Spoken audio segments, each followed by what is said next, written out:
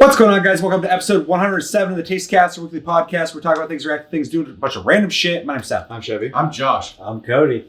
And I'm Chris. And a couple quick reminders before we get into it. To play, download and play Goat Simulator and Uncharted Nathan Drake Collection, both offered for free on PlayStation Plus. Make sure to download those, play those, come back at the end of the month for Plus Club. Let us know what we thought of those games. We'll let you know what we thought of them. And our game of the month, randomly picked, is Vindictus, which is a third-person action RPG, 4-player cooperative, hub-based, go out, kill shit, level up, get skills, good time. Make sure to download that, play that. It's free to play, only on PC. I don't understand that. Very fucking weird. That game is like made to be on a console. They still haven't done it. But if you got a PC, play it. And come back to the end of the month for Game of the Month. Let us know what you thought of it, and we'll let you know as well. We have a Discord link down below. You can talk to us anytime, all the time. We're on iTunes, Spotify, and other podcast platforms if you prefer to listen to us. So we'll jump into it. So every year, every beginning of every year, we annually do the best month of PlayStation Plus for the prior year. We've been doing this since, I think, 2016 or 17. And it's always really fun for me to do because it's one of our dynamic shows where we actually go down a roster and we vote for the best month. I'm fucking hit Cody right in the face of PlayStation Plus in 2019. So the way that works for anybody who's new, who is here for the first time or might have forgot, we have every month from 2019 of PlayStation Plus. And we will be going around in a circle and voting for our favorite months until we get down to the very end, where we will be announcing our winner for the best month of PlayStation Plus in 2019. And also, if you're new or forgot, we do Plus Club every month, and that's what this is all about. Since it's a big part of the channel and what we do here, it is always fun at the beginning of every year to go back and see what our favorite month of PlayStation Plus was of that year. So, and if you're curious, we have done this for the last 4 years. So make sure to check those out if you're interested in what we thought the best months of PlayStation Plus was in prior years. Anything you guys want to say on this before we jump into going through it? I feel like there's some fucking banger months. So this is a really good year. I'm really excited to see how this all plays out. Mm-hmm. Yeah. Mm-hmm. Yeah, this is, I kind of mentioned this, but this is one of my favorite shows that we do every year, and we only do it once a year, which kind of sucks, but I always look forward to it because it gives us, as you guys are watching, you see us talking through and kind of dynamically going through and finding out with you guys the winner of it. It's always really fun. I want to do more shows. We always say this. I want to do more shows where we do stuff like this, just because I like kind of finding out what is the end, because we don't know. So, I look forward to doing this. Never mind the atmosphere here. We're going casual this episode, so welcome to our living room. Chris, anything to say? Anybody? I'm always excited for this because it's nice to kind of review the games and see what we thought of them. And it's fun because reviews are never static. It's always fun to think back and kind of reevaluate what you thought of the games. Yeah, and another thing that's interesting about it too is for everybody here, but specifically for me, Chevy, and Chris, we do this every single week and every single month, and we always try and get you guys over when you can. And this is a part of our life. We're talking about PlayStation Plus games, which sounds kind of weird, but every month, for years now. So it's kind of a cool way to look back on the year and go there's some good games that year, there's some bad games that year. What was the best month though? So I really kind of enjoy kind of reflecting on it. So we do our game of the year at the end of the year, and then starting the year we talk about the prior year. So we're celebrating our year in gaming. So not to interrupt. I always enjoy this because it's not games we've picked. Yep. Because it's Sony picks them for us, so we're kind of forced to play. D games. picks them sometimes for us. Fucking what was that, CES or fuck? Not CES. That just happened. The soccer game. The soccer game. Yeah. Whatever the fuck it's called. FIFA? No, it was the shitty Sega one. No, but it's kind of neat that I wouldn't have known about that. We're forced to play games we may have not originally played, Mm-hmm.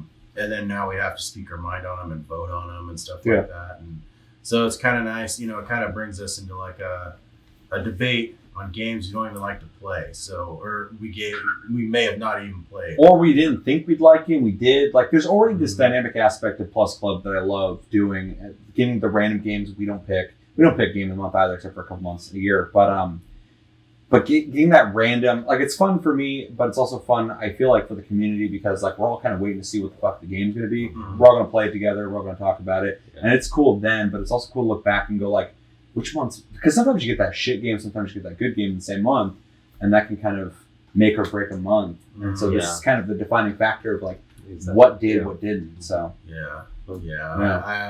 I have something to say about one of those months. So well, I'm sure we'll have plenty to say on a couple of these months. There's some really good games this year, though. So yeah. Anything else anybody wants to say? Good. All right, so we're gonna jump right the fuck into this. And again, we have January versus March, February versus April, May versus July, June versus August, September versus November, October versus December, and it will go down the roster as we go along. So let's just jump into it. So, and one more thing, sorry guys. We're going to be moving clockwise. So it's going to go Chevy, Josh, Cody, Chris, me, around as we go first to do this. You guys will see how we do this. Okay, so so the first ones we got in the best month for PlayStation Plus in 2019 is January versus March. In January, we had Steep, which is a snowboarding game, sandbox style game, and Portal Knights, which is a kind of voxel-based action RPG where you go from world to world, kill things, and level up. And then in March, we had Modern Warfare Remaster, which is the remaster of the original Call of Duty Modern Warfare. Better graphics, all that shit, same stuff as before. And then The Witness, which was a puzzle game that Chevy, I think, actually beat. Reflecting on what we did, I definitely didn't beat it. You played it way more. I don't think I beat it. I think I got pretty close. You played quite a bit. Yeah. Yeah.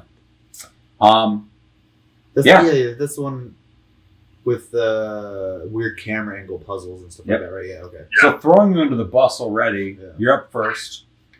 Out of January and March, what was your pick for the better month of the two? Well, first off, I forgot Steep was this year. So did dude. I looked at Steep and Portal Knights. I was like, what the fuck? Man, I don't know. That's kind of a rough one. If you need me to remind you again, I'll let you know. Yeah, I appreciate that. Yeah. I think both months are really similar to me, like at a personal taste, because there's a game in each one that I enjoy, and then there's a game in each one that's like I don't have like a problem with, but like it was just like whatever for me. If I had to pick one though, I'd probably pick. I'm probably gonna say March. I think just because I really enjoyed what they did with the Modern Warfare remake. It looks really good. That was a really kind of a touchy spot for them to be anyways, because if they screwed that up, they were going to piss off a bunch of people. Oh, yeah. And as much as I don't like puzzle games, I did spend a lot of time playing The Witness. It has really interesting ideas I haven't really seen in a lot of games. It's a really interesting visual style, too. Yeah. And I like the hidden like puzzles you would just have no idea about until like unless you like accidentally found them. I remember seeing you on that boat going around the island, and you had to do puzzles based off of the island shapes and shit. Well, and like where your point of view is. Yeah. Versus which is really like think about solving those puzzles, but also think about making those puzzles. Right. You had to think about how they have to be to fucking make that work. Well, there could be puzzles right next to each other, but depending where you stand, they were different. Yeah. Like it was, I don't know, it was crazy. So I really appreciate that. Though that being said, Steep was a neat game, but it's too sandboxy. That's a big reason I don't think it has as much weight for me. Mm-hmm. And Portal Knights on console didn't play that well for me. So fair. Yeah. I had a lesser experience with it on console as well. Than on PC, for sure. Yeah. So you're voting March? March. All right. So one for March. Moving over to Josh. Do you need a reminder on what games? Nope. Okay. One for January. Okay. I did enjoy Steep is Masterclass, and very little snowboarding games are out there. Oh, yeah. And Steep came onto the scene, and they destroyed it. There was also a skiing game, a paragliding game, and what was the other one? Windsuiting. And then they added more shit to it. So it was just, there was so much to do. And I did get lost in that hustle and bustle. I will agree with you there, Chevy. It was very like sandboxy, almost to the point of like, fuck, I don't know what to do next. Right. It kind of became, this was after, but then they added that, go to the next event, go to the next event, go to the next event. You know, you just kind of just went to the next event instead of having to explore everything. Yeah, it kind of just cues you in. So it was that made it really like streamlined and easy to play. But just being able to like, you're like looking down the mountain, you're like, fuck, I can go there. You know, it gave you that that Elder Scrolls feel of a fucking giant mountain. Yeah. And you can traverse it however the hell you wanted to. Second off, Portal Knights, while not super good on PlayStation, it was serviceable, and I was able to play it with my ex, and we had fun and played fun games for hours. You know, it was just, it's solid. Yeah, it was great. The only reason I didn't vote, you know, I'm a giant Call of Duty fan. Oh yeah, Modern Warfare 1 is one of my favorite Call of Duties, but it wasn't. It's strong enough to hold up the month on its own, but with those other two games, in my opinion, were just stronger. Call of Duty was amazing. The remaster was done really, really well, and it was really great to go back to the days of like, because Black Ops 4 was out, and then there was the days of like, you got to put like a red dot, an ACOG, or a sniper scope on your fucking gun. Yeah, simplified. Yeah, like, you know, especially with how far COD had come. Face. Yeah. Yeah. Although they added like the characters you can pick and then some weird outfit shit that I was like not really into, but other than that, it was really cool. But like playing that simplified COD again, you're like, shit, Last Stand being back. Oh yeah. I was like, oh shit, Martyrdom. Yeah. You know, I was like, this is awesome. People used to bitch about fucking Last Stand way more than Martyrdom, and I'm like, dude, Last Stand's fine. Just learn the animation. It brings you back. But fucking Martyrdom, which I don't mind, but that was way worse. Yeah. Because people died and there's just a grenade on the ground. There's matches where everyone was just fucking blowing up. You could be on a street, you killed somebody, and then all of a sudden you get martyrdom, and you'd be like, okay, this is how my streak ends. This was before, like, Danger Close, you know, like, you know, where you were saved from a grenade blast. You know, so Martyrdom just murdered all over the fucking place. But yeah, the witness, I did enjoy. I'm just not a fan of puzzle games. So for sure. That's why January 1 for me. Cool. So 1 for March, 1 for January. Cody. I almost said Chris.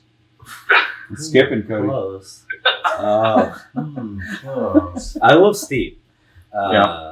So I mean, Steep is a giant game. It's a big game that I think like sold on it in itself is a hard game to sell.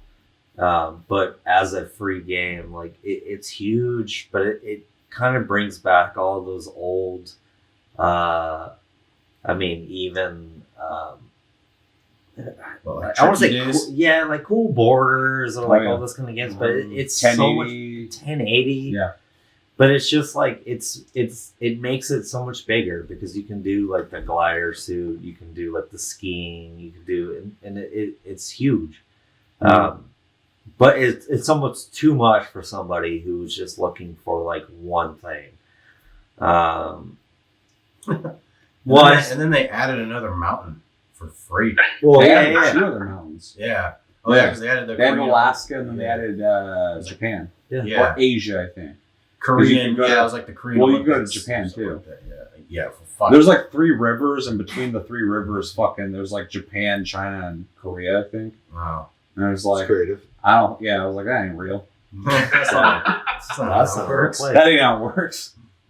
Anyway. No, but that game, I mean, to have that for like a free month it's like having a like full titled like $60 or plus game, honestly, because it's a big game. Yeah. But you have to be into those types of games, like those. It's almost a throwback to the old like points games. Like you're getting, you're unlocking things and all that kind of stuff, but you have like a certain point that and then the points too. You can point to the top of the mountain or go back to certain like goals that you're trying to unlock.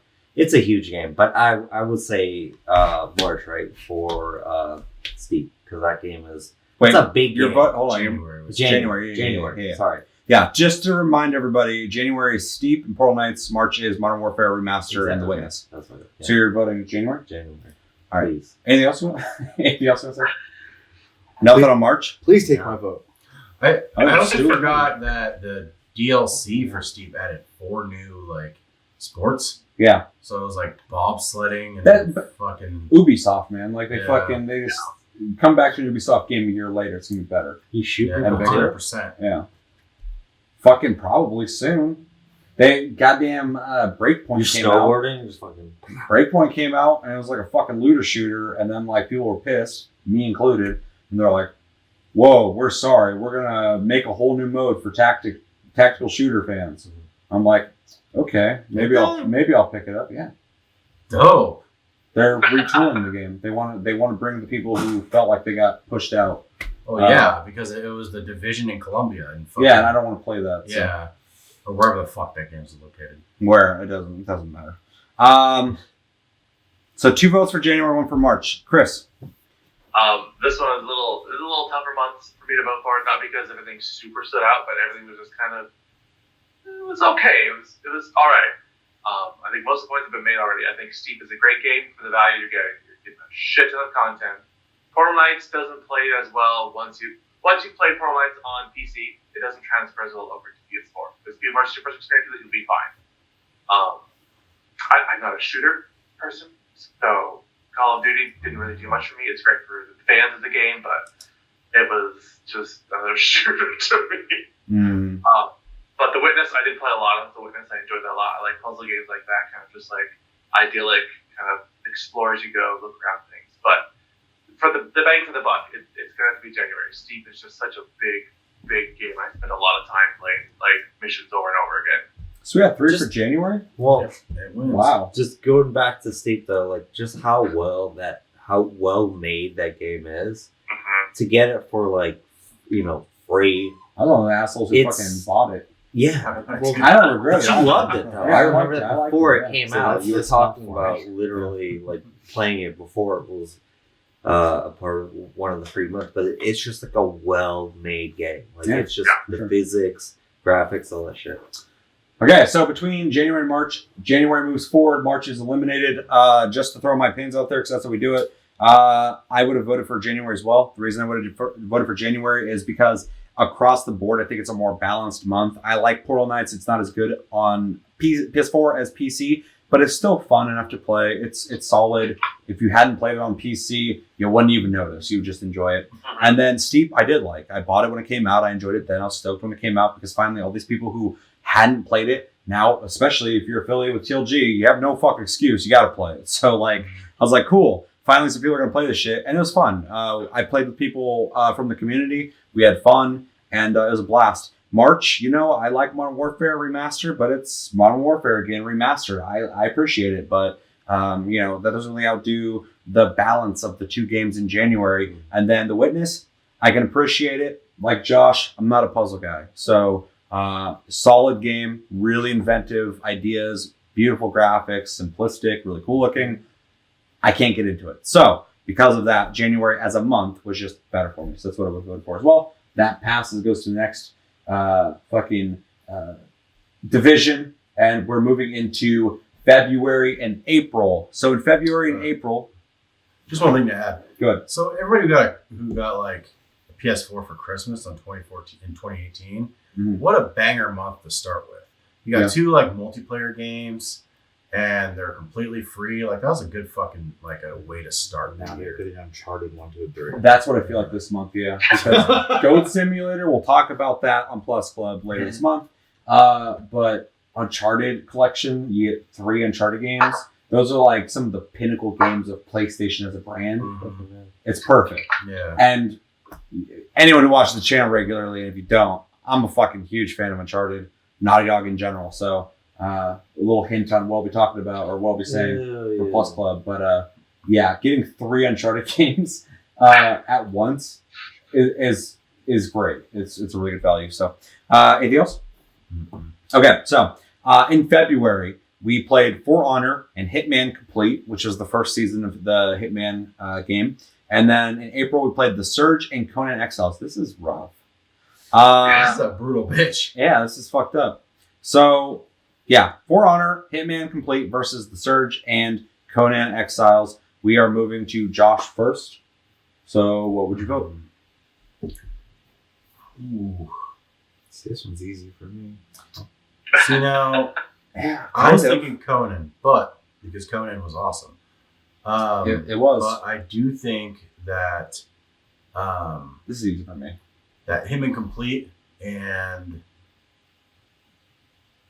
For Honor. For Honor. Almexile likes For Honor. I feel like that was, in my opinion, I have more memories with you guys playing For Honor. Yeah. Because we played it, you know. I played it 3 times. Yeah. You know, Ever. you know, but like I enjoyed For Honor. They don't give up with that game, and Hitman Complete was awesome. It was nice to get all those episodes all in one. Oh, dude, Hitman returning to being Hitman again? Yeah, it was. Fuck. It was. Thank you. Great. Yeah, it's fun. Yeah. So for that, I give March. February and April. So I really should have this up somewhere for you guys. So February was For Honor, right? Yeah. Yes. Okay, so my vote's for February. I'm just gonna go with that. Which is For Honor and Hitman. And Hitman Complete. Okay. So that's 1 vote for February. Cody, you're next. February, For Honor, Hitman. April, The Surge, Conan Exiles. The Surge, actually, like I was very stoked to play it. That game is hard as fuck. It can be, yeah. Yeah, Not I in mean, a good way.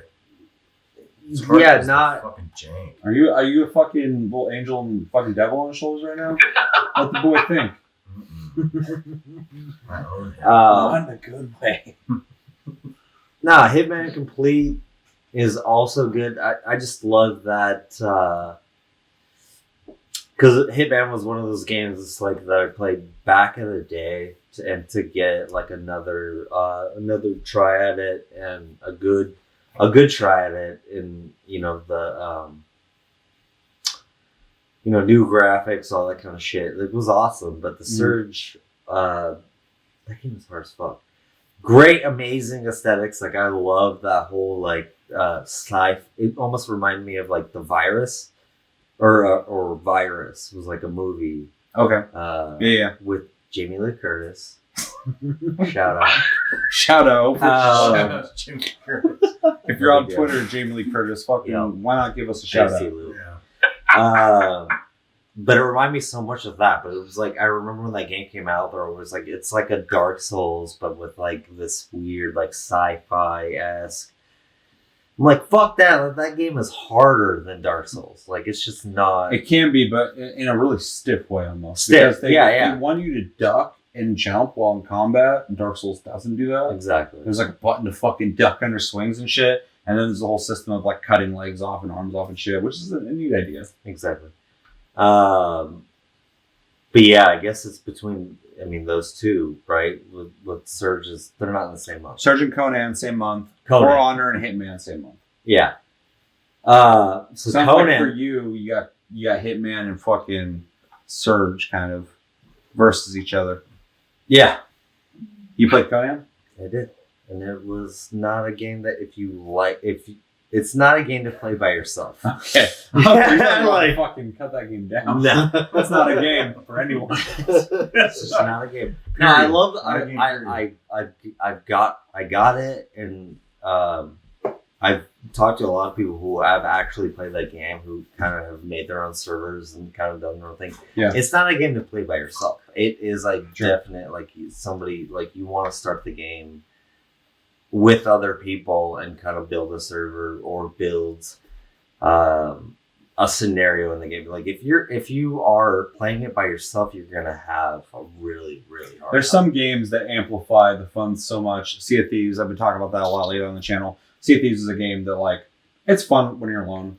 Mhm. It's so much more fun with people Exactly. that it almost Yeah, defeats I guess I don't wanting mean to to play say it it's solo. not. It's Yeah. horrible by Yeah. itself, but it is a game that you want to try and play with other people.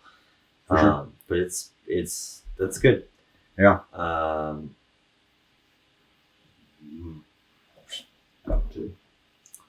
are the games?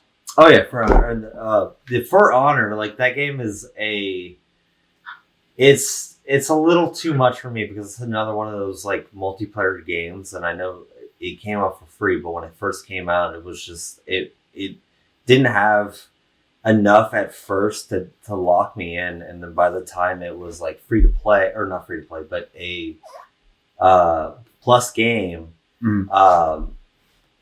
just didn't have enough to draw me in. So I just, for me, it's the Surge, and then Conan? yeah, So April? yes. All right, so that's how many votes? 1-1. Yeah, 1-1. yeah, Okay, yeah. so we're even right now. Chris, you get to kind of direct the path. All right. Please. I played on the For Honor with Almexide, which was very entertaining. It was a game I was interested in, but the aspect of PvP always kind of pulls me away from games. Just because I'm not super competitive and tend to fumble about when that kind of stuff starts going down. But nonetheless, it was very fun, and it felt like all the characters were very varied, which I really enjoyed. Hitman, it's a Hitman game. I've never been a really big fan of Hitman. That's not to say I don't enjoy them, but it's just it's just Hitman to me. It's just another Hitman game. So it didn't really stand out too much. Not that it was a bad game, but it was just it's what I expected. As far as April goes, I was excited for the Surge, and I played a good chunk of it. But I remember saying that it felt like Dark Souls, but it was like kind of like missing something, like a hollowed out version of it. I still enjoyed it, but I'm not sure if I would go back and play it again, just because that dodge mechanic was so clunky. Yeah, for sure.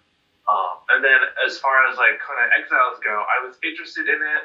Growing up, I watched a lot of Conan with my dad, the movies, the cartoons, and things like that. So I was interested in seeing where it went, but my gameplay experience was not the best. I think I was playing with Psycho, and just the connection, because the connection wasn't very good. And when you're playing with someone else who's hosting, you can only be so far away from them before the game's like, no, you need to move back this way, and forcibly move your character back, which I get. It's limitations of the console. And I think it's probably a better game overall on PC than it is on console, just the limitations of the software. But it just felt very janky and very much like games that have never been done before, just with a Conan theme. Yeah. It was okay. That being said, I'm going to have to vote for February. I think I had more fun playing For Honor with everybody else and getting my ass kicked by Almexide, who was helping us learn. Yeah. Fuck you, Almexide. That was the most janky fucking shit. Shove that Centurion up your ass. Fair. He can handle it. You gotta make sure It still makes me want to go back and play it every now and then, because it was entertaining to play with people. Yeah. Plus, it came out with China Rising or whatever the fuck that. Yeah, around the same time that released, yeah. Did anybody play that? No. Anyone buy it? No? I tested out the characters. No, because For Honor had that crazy, like, you face people online. It was a fighting game, so when you face people online, you're like, I'm getting fucked right now, and like, there's nothing I can do about it. And For sure. like, everybody was Almexide level fucking horseshittery. Yeah. And you know, They got their character and their fucking counter down. yeah. So no, I didn't like, do anything past that. Okay, so that is 2 for February, 1 for April? Mm-hmm. Okay, so I'm next. Yeah. Right? Okay, cool. I actually get to say in this. I'm going to keep it alive with April. I'm picking April easily. All the games here, I think, are serviceable, and some of them I like a lot. Conan Exiles, though, out of these 4 games, I played the most. I enjoyed the most. I really fucking enjoyed Conan Exiles. I love it. I still want to play it. They just did the Mount DLC that came out recently. I want to play it for that, because when me and you were playing on our server, I was like, fuck, I wish there's mounts. We looked it up, and at that point, they're like, no mounts are planned. We can't do it. I'm like, that sucks. This game needs mounts. And then fucking recently, they're like, mount DLC. I'm like, you fucking liars. I'm happy to be wrong that you guys weren't going to do that. Fucking, very happy with that. So, yeah, out of these 4 games, Conan is by far my best experience in PlayStation Plus out of the 2 months. So I have to vote for April. That being said, I'll be real quick. Surge is full of cool ideas and cool aesthetics. underdeveloped in the sense that they just didn't nail what they wanted to go for. And I haven't put Surge 2. I hope for good things with that game, but it's a game that needs to be refined. So it's not where it should be. For Honor's fun. It's not a game I can stick with. I mean, that's as simple as I can put it. I enjoy playing it. I don't enjoy playing it enough to come back. It's fun. And then Hitman. I love Hitman. I love Hitman a lot. But this one is a return to form of Hitman. Happy for that. But it's still Hitman. And I come back and enjoy it. Like playing it. It's like if I come back and play Sonic or something like that. It's fun. But yeah, Conan Exiles was just a blast for me. So I fucking love that game. And April. I will interject here. One thing I know. I watched someone play The Surge 2. And apparently they addressed a lot of the issues with that game. I hope so. The person who played like a lot of Dark Souls-ish games, like that's primarily what they stream. He says that they really streamlined it and fixed up a lot of things people have problems with. Nice. Yeah, that's what I wanted to hear. I watched a couple like dev diaries, and it looked a lot better. So, because there's some cool ideas there. It's just they just didn't nail it. So, all right. So where are we at now? 2-2. 2-2. So Chevy, you get to pick. Yep. For Honor, I don't like. It's just plain and simple. It's a nice looking game. That's as much credit as I can give it. Fair. I don't think it's fun to play. I don't like versus stuff. I wish the PvP was more expanded. I mean, there's just a lot of neat ideas there, and I can't enjoy any of it. So fair. What's the other game that month? Hitman. Another game I appreciate completely. I don't have anything negative to say about Hitman at all. Not my type of game. I can't find enjoyment out of that either. Well, fucking, I don't know what month you're picking. So, that being said, The Surge, same problem. I don't have any like major complaints with it. I can't play that game. I'm not really a fan of it. Conan, blast. Yeah. Loved Conan. I love playing those type of games anyways, especially with a group of us making a little community in the game and doing that whole survival thing. I can't think of anything, too many things that are more fun than that for me when it comes to gameplay stuff. Sure. So it's addicting. I loved it. The only thing I wish is that, like Chris brought up, the PlayStation has a limitation with your being able to go so far away from the host. If they could resolve that or make dedicated servers, holy crap. Second part for sure. Dedicated servers would be the way to go because I'm weird and I give the PS4 credit for even allowing you to fucking play with people easily. Because if anybody's played these type of games on PC when they first release, typically, making servers is always kind of weird. You got to have someone create like a fucking dedicated server and getting people to connect to them via IP and shit can be kind of weird sometimes. So like now the PS4 just goes, okay, you're hosting and people can just join it. And there is a limitation of being able to go not too far, but you still play with people. Yeah, for sure. Like easily. And it's got all the settings of like you would it as like a fucking mod on a server. Yeah. You can turn the day to whatever. You can make experience like easier to get and all that shit. And it's really impressive they did that on a console. Really easily. But it'd be cool if you could have at least rent a dedicated server. For sure. And I know obviously it's possible. Battlefield's done it forever, so yeah. You fucking hop in Battlefield on whatever console or PC, and there's just fucking advertises rent a server. Yeah. And I'm like, Jesus, nice guy here. Yeah, I don't know. Conan is a game I could easily revisit. Same with like when we play Ark. I have to get used to it again, but I always have fun. It's easy to hop back into Ark. So, yeah, it's so freeform and fun to play. So those kind of like first person to third person action games that have melee and shooting, and if the shooting's tight, and then you just build whatever the fuck you want. It's really hard to go wrong with those kind of games if they're done right. Yeah, especially if you have the option to play it. Yeah, any way you want to, essentially, which those games allow. So, for sure. That's actually what I like about Conan is the melee combat was next level when it comes to games like that. It's better than Ark for sure. Yeah, because there's like Ark, you had a spear and you just jabbed and fucking. There's way more to it. Like, yeah, you're like locked on. You could like walk around, block, and jump in and lunge and shit. Yeah, it felt way better. So it's gonna be a weird thing to kind of bring up for, but I think the thrall system is a really good, like, neat idea. It's neat, for sure. That doesn't exist. There's all these micromanaging things to do in that game. Right. That's like kind of next level. So, like I'm just gonna throw out there. I think Conan Exiles is better than Ark. Mm-hmm. I prefer. I think I had more fun with it. Yeah. Yeah. I like Ark. I would like to play it on PC. I keep meaning to buy it. Yeah, I'd be open to buying it again. So why didn't buy it? I think if I played on PC, it would definitely change my mind about it entirely. It's a blast, and you didn't get to play with us, and I think that would have changed your mind a lot too. Because me and Chevy are like building this really cool place, and that's the experience. It's like going from nothing to something and shit. It's really neat. Me building that elevator system. Elevator to the top of the fucking. Yeah, it's just like Just climbing on the rocks and shit. yeah, it's this whole process, and I fucking loved it. So, April 1. April 1. All right, so out of February and April moves on to the next portion of this. Just moving forward for time's sake, we have May and July. In May, we played What Remains of Edith Finch and Overcooked, everyone's favorite kitchen game.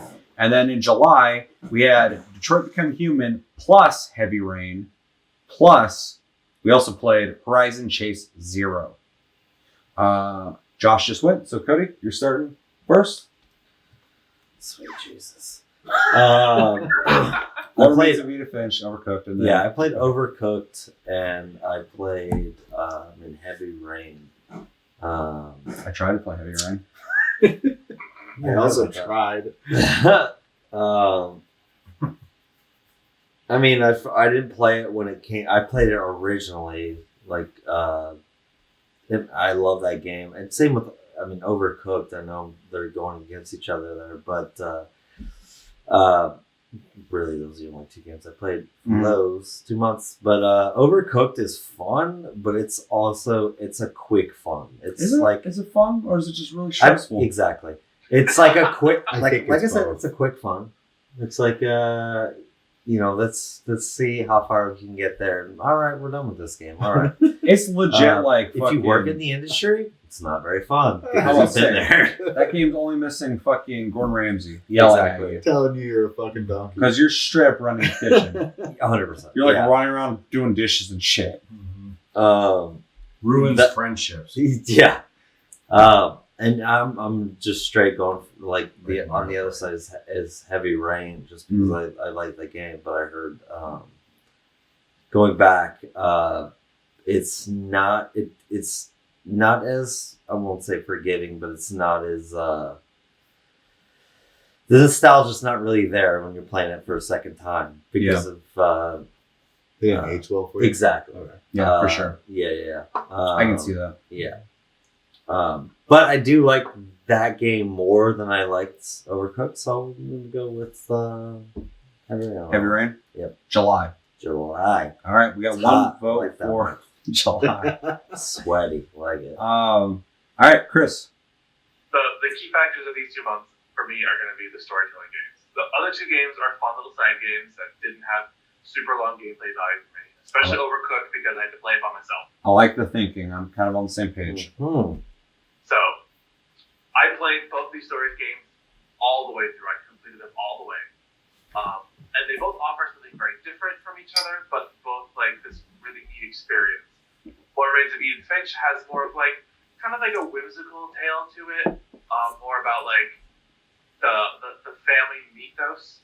It's about just like exploring the family history, but in an interesting narrative and points of view that are very just whimsy and fun. Whereas the other one, which was Detroit Become Human for me, because I played Heavy Rain. We played Heavy Rain before, so I skipped out on that one. Can I interject real quick? Yeah. I want to hear everything you're saying. I want to remind everybody that I believe you and I both gave Detroit Become Human A+. Yeah. I think that was TLG's first like A+ ever. So I think so. that's something I just remembered. So anyway, sorry. No, it's fine. And that's going to play very heavily because Detroit Become Human had such an emotional impact on me that it's really hard to look past it at all and really go for anything else.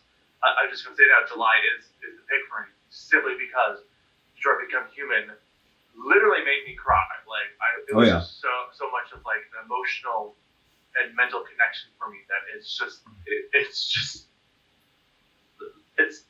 beyond words for me. I can't find the words for it. Like it was an A+, so it's definitely July for me, without a doubt. Yeah, fair. That's 2 for July? Yep. Okay, so for me, this is absolutely between What Remains of Edith Finch and Detroit Become Human. I just want to say both these games are phenomenal. I fucking love both of them. I was very pleasantly surprised by What Remains of Edith Finch. These games are hit or miss for me. I always appreciate the journey of these walking narrative games, and some of them are really cool. I always think of Everyone's gone to the Rapture for its atmosphere and beautiful thematic imagery and atmosphere with this really eerie storytelling. These games are always eerie. I don't understand why, but I love it. And What Remains of Edith Finch definitely was like that. But that game really got to me. I thought it was really fantastic. I thought it had this, like kind of what Chris was saying, this whimsical feeling to it. This very fantastical fairy tale-esque storytelling to it. But it also dealt with really grim shit. The game is just about death, essentially, in a family that has this curse of always having family members who die in interesting ways, and they're essentially passing on forward that this is something their family deals with, and you're kind of learning about the history, and it's really kind of fantastic. But also, a couple of the stories in that game, I have chills right now even thinking about them, were so well done and so inventive in the way that they were told. That it was kind of groundbreaking for me. Specifically, the guy who worked in the fish market warehouse. That shit was fucking. It was beautiful. It was a stoner kid, right? It was beautifully done. Yeah, it's so tragic, and as you're unraveling what's about to happen, you know what's going to happen. But the way it's being told through his vision of this regal fucking.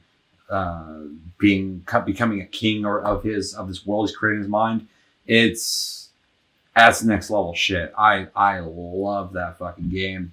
Overcooked, like I said, that shit's stressful. It's stressful as fuck. It's a neat Nobody idea. wants to work in the industry. Why would you want to simulate that? I always think about those kind of games. It's like, it's funny, but it's like somebody who works in that environment, like, for sure. Every day. It's like one of the top Steam games. Yeah, it's like Football Simulator and Truck Driving Simulator. That's true. That's true. I get people all the time like, hey, you're playing fucking semi-truck fucking simulator. I'm like, Euro Truck Simulator. Yeah, Euro Truck. And I'm like, no. Like, like, pretty good. I'm like, oh. It is, though. That's what I hear. Yeah. So yeah, Overcooked was stressful. I look at Overcooked 2 every once in a while. I'm like, I'm really bad about it. I see a game I'm slightly interested. I just buy it just to check it out. And fucking, that's a game I'm always like, I'm gonna fucking keep my blood pressure down. Why do we need this? Then yeah, July, Detroit Become Human. I mean, this is one of the first games me and Chris both gave A+ to on this channel. The channel's been around for a while, so like, kind of worked our way up to finally saying like, this game is fucking fantastic. This is a game that I bought when it came out. I loved it. I wanted everyone to play it. People played it. People had good things to say about it. People I care about were saying good things about it. I'm like, this is awesome. I'm glad that game resonated. I'm not alone. Detroit Become Human is a fantastic story with decisions that matter, story arcs that are varied, and reasons to go back and play it again because there's so many different ways to go. That's not Iceman. I don't think he's in I that. don't know who's in. What's he in that? Who? Iceman. Chuck Liddell? No. Oh, The Quantum Break. oh, Man of Medan. wait. Who's the main guy in Not Detroit Iceman. Become Human? That's fucking the guy who plays Connor? Oh, so there's 2 male characters. Yeah, and that's not Iceman. What the fuck? Who's the main character in that game? There's 3 main characters. There's Kara, Connor, and I forgot his name. Shit, yeah, I can't remember. Michael? Who? Is it Michael? No. Something like that. Anyway, I'm sorry. that's fine. I can't cut That's this not out. happening. This is part of the episode. But yeah, so Detroit Becoming Human, fantastic game. I love it. I think it's really good, and I loved coming back and playing it. Then Heavy Rain was unplayable, and by unplayable I mean like it literally could not be played. Me and Sherry both had similar issues, although slightly different because he's on the PS4. I'm on the PS4 Pro, so we got to see different versions of unplayableness. I felt like I was playing some kind of artistic, pedantic, fucking Tim Burton-esque claymation game. It's really weird. My guy was just flying above his bed, and then I went to walk. He was just, it was like 10 frames a second. It was like a slideshow. And I was like, I'm not playing this. And then Shogi had similar issues, a little more sluggish in the way his game played. So that was like fucking, I think we gave that game an F because we had to. Can't play. Yeah. And then Horizon Chase Zero, completely forgettable. I get what they're trying to do. I didn't think they did that great. It's not a bad game, but no reason for me to play it nor really talk about it, which I'm not trying to be a dick. It's just, it was whatever. So between What Remains of Edith Finch and Detroit Become Human, as much as it pains me to fucking do this, I'm going to throw the ball up in the air. I'm going to go with fucking May, because What Remains of Edith Finch was the new kid in class. And I really fucking liked it a lot. So I'm going to pass it to you guys, because I could easily go with the other month, but I like What Remains of Edith Finch so much. 2 Quantum Dreams and 1 Edith Finch. Yes. And that forgettable ass retro racing game. I never could. So yeah. 2 Julys, 1 May. Okay. Okay, so I'm just gonna get this part out of the way. Heavy Rain was unplayable for me. You brought that up. Yeah. So it's not gonna Yes, help the month doesn't at matter. all in that regard. The other game I don't even remember, so that's not a good sign. Overcooked? No, the racing. Oh, I can't even picture it right now. So embarrassing mistake on my part. So, and if you're here from Reddit, welcome to the channel. But on Reddit, I always post Plus Club, and I typed in Horizon. Oh shit! I think I typed in Horizon Dawn Zero or something like that. And someone called me out. They're like, "Are you confusing the 2 games?" And I was like, "Yeah, sorry." Did you even play these games? Bro, did you play that game? Anyway, sorry. yeah, so I mean, forgettable. Obviously, I Yeah. can't even picture. I couldn't it remember right the now. name of it. And then Detroit Become Human was a great game. I really enjoy Quantic Dreams, though. They do a good job, even when their games are okay. They're still fun. Like Yeah. For sure. then we go move into the other month where we had Overcooked, which I'm probably gonna be the only person here who I guess enjoyed that game. I like that kind of stuff. I can't play it all the time, obviously, but there's something satisfying about accomplishing the mission. Well, it's team coordination meets puzzle solving. Yeah. And it is fun, but it's so fast paced because that timer. Yeah. That I get stressed the fuck out when I play it. Oh, I no, enjoyed playing it too. It's stressful. But it's a game that I was relieved to stop playing when we were playing it. I was like, I need a break. Yeah, no, and I get that for sure, and I definitely felt stressed out the whole time I was playing it too. But the finishing a mission also came with a very good feeling as well. Mm. Was I having fun? That's tricky. That's tricky Yeah. for me to say though. Can't do this. But I was enjoying the victories, so that's a tricky one for me there. And then Edith Finch, first off, Washington, Yeah. little Washington love there, and portrayed well. Very well. Give them It's the that. best Washington's left in the game. Yeah, it's weird. And it did storytelling in a way that I've never seen before. I really, you felt like you were almost like in a carnival, but not in the sake of like having fun and like having clowns honk at you and shit like that. It was more so like Clown's honking me. Fuck, find out what happens. you're just in for a wild ride with a really dark story. But like you said, you already brought up the one, so I'm not gonna repeat that one. But like the little girl, I believe it was a little girl, who's just, I'm assuming, ingesting poison. Yeah, that shit's dark, dude. And then you're just like turning into animals and like constantly eating the other animals. That's where I got hooked when I was playing the game. I was like, this It's is that storytelling where you're the owl flying around grabbing Yeah. shit. I was like, this game's not just a walking game. It's got all these different ways to tell the story. Like when you're that weird monster on the ship, yeah. slithering Yeah. around and shit. It has storytelling you don't see. Yeah. And for that, I have to pick that month. Because as much as I think Quantic Dreams is amazing, Yeah.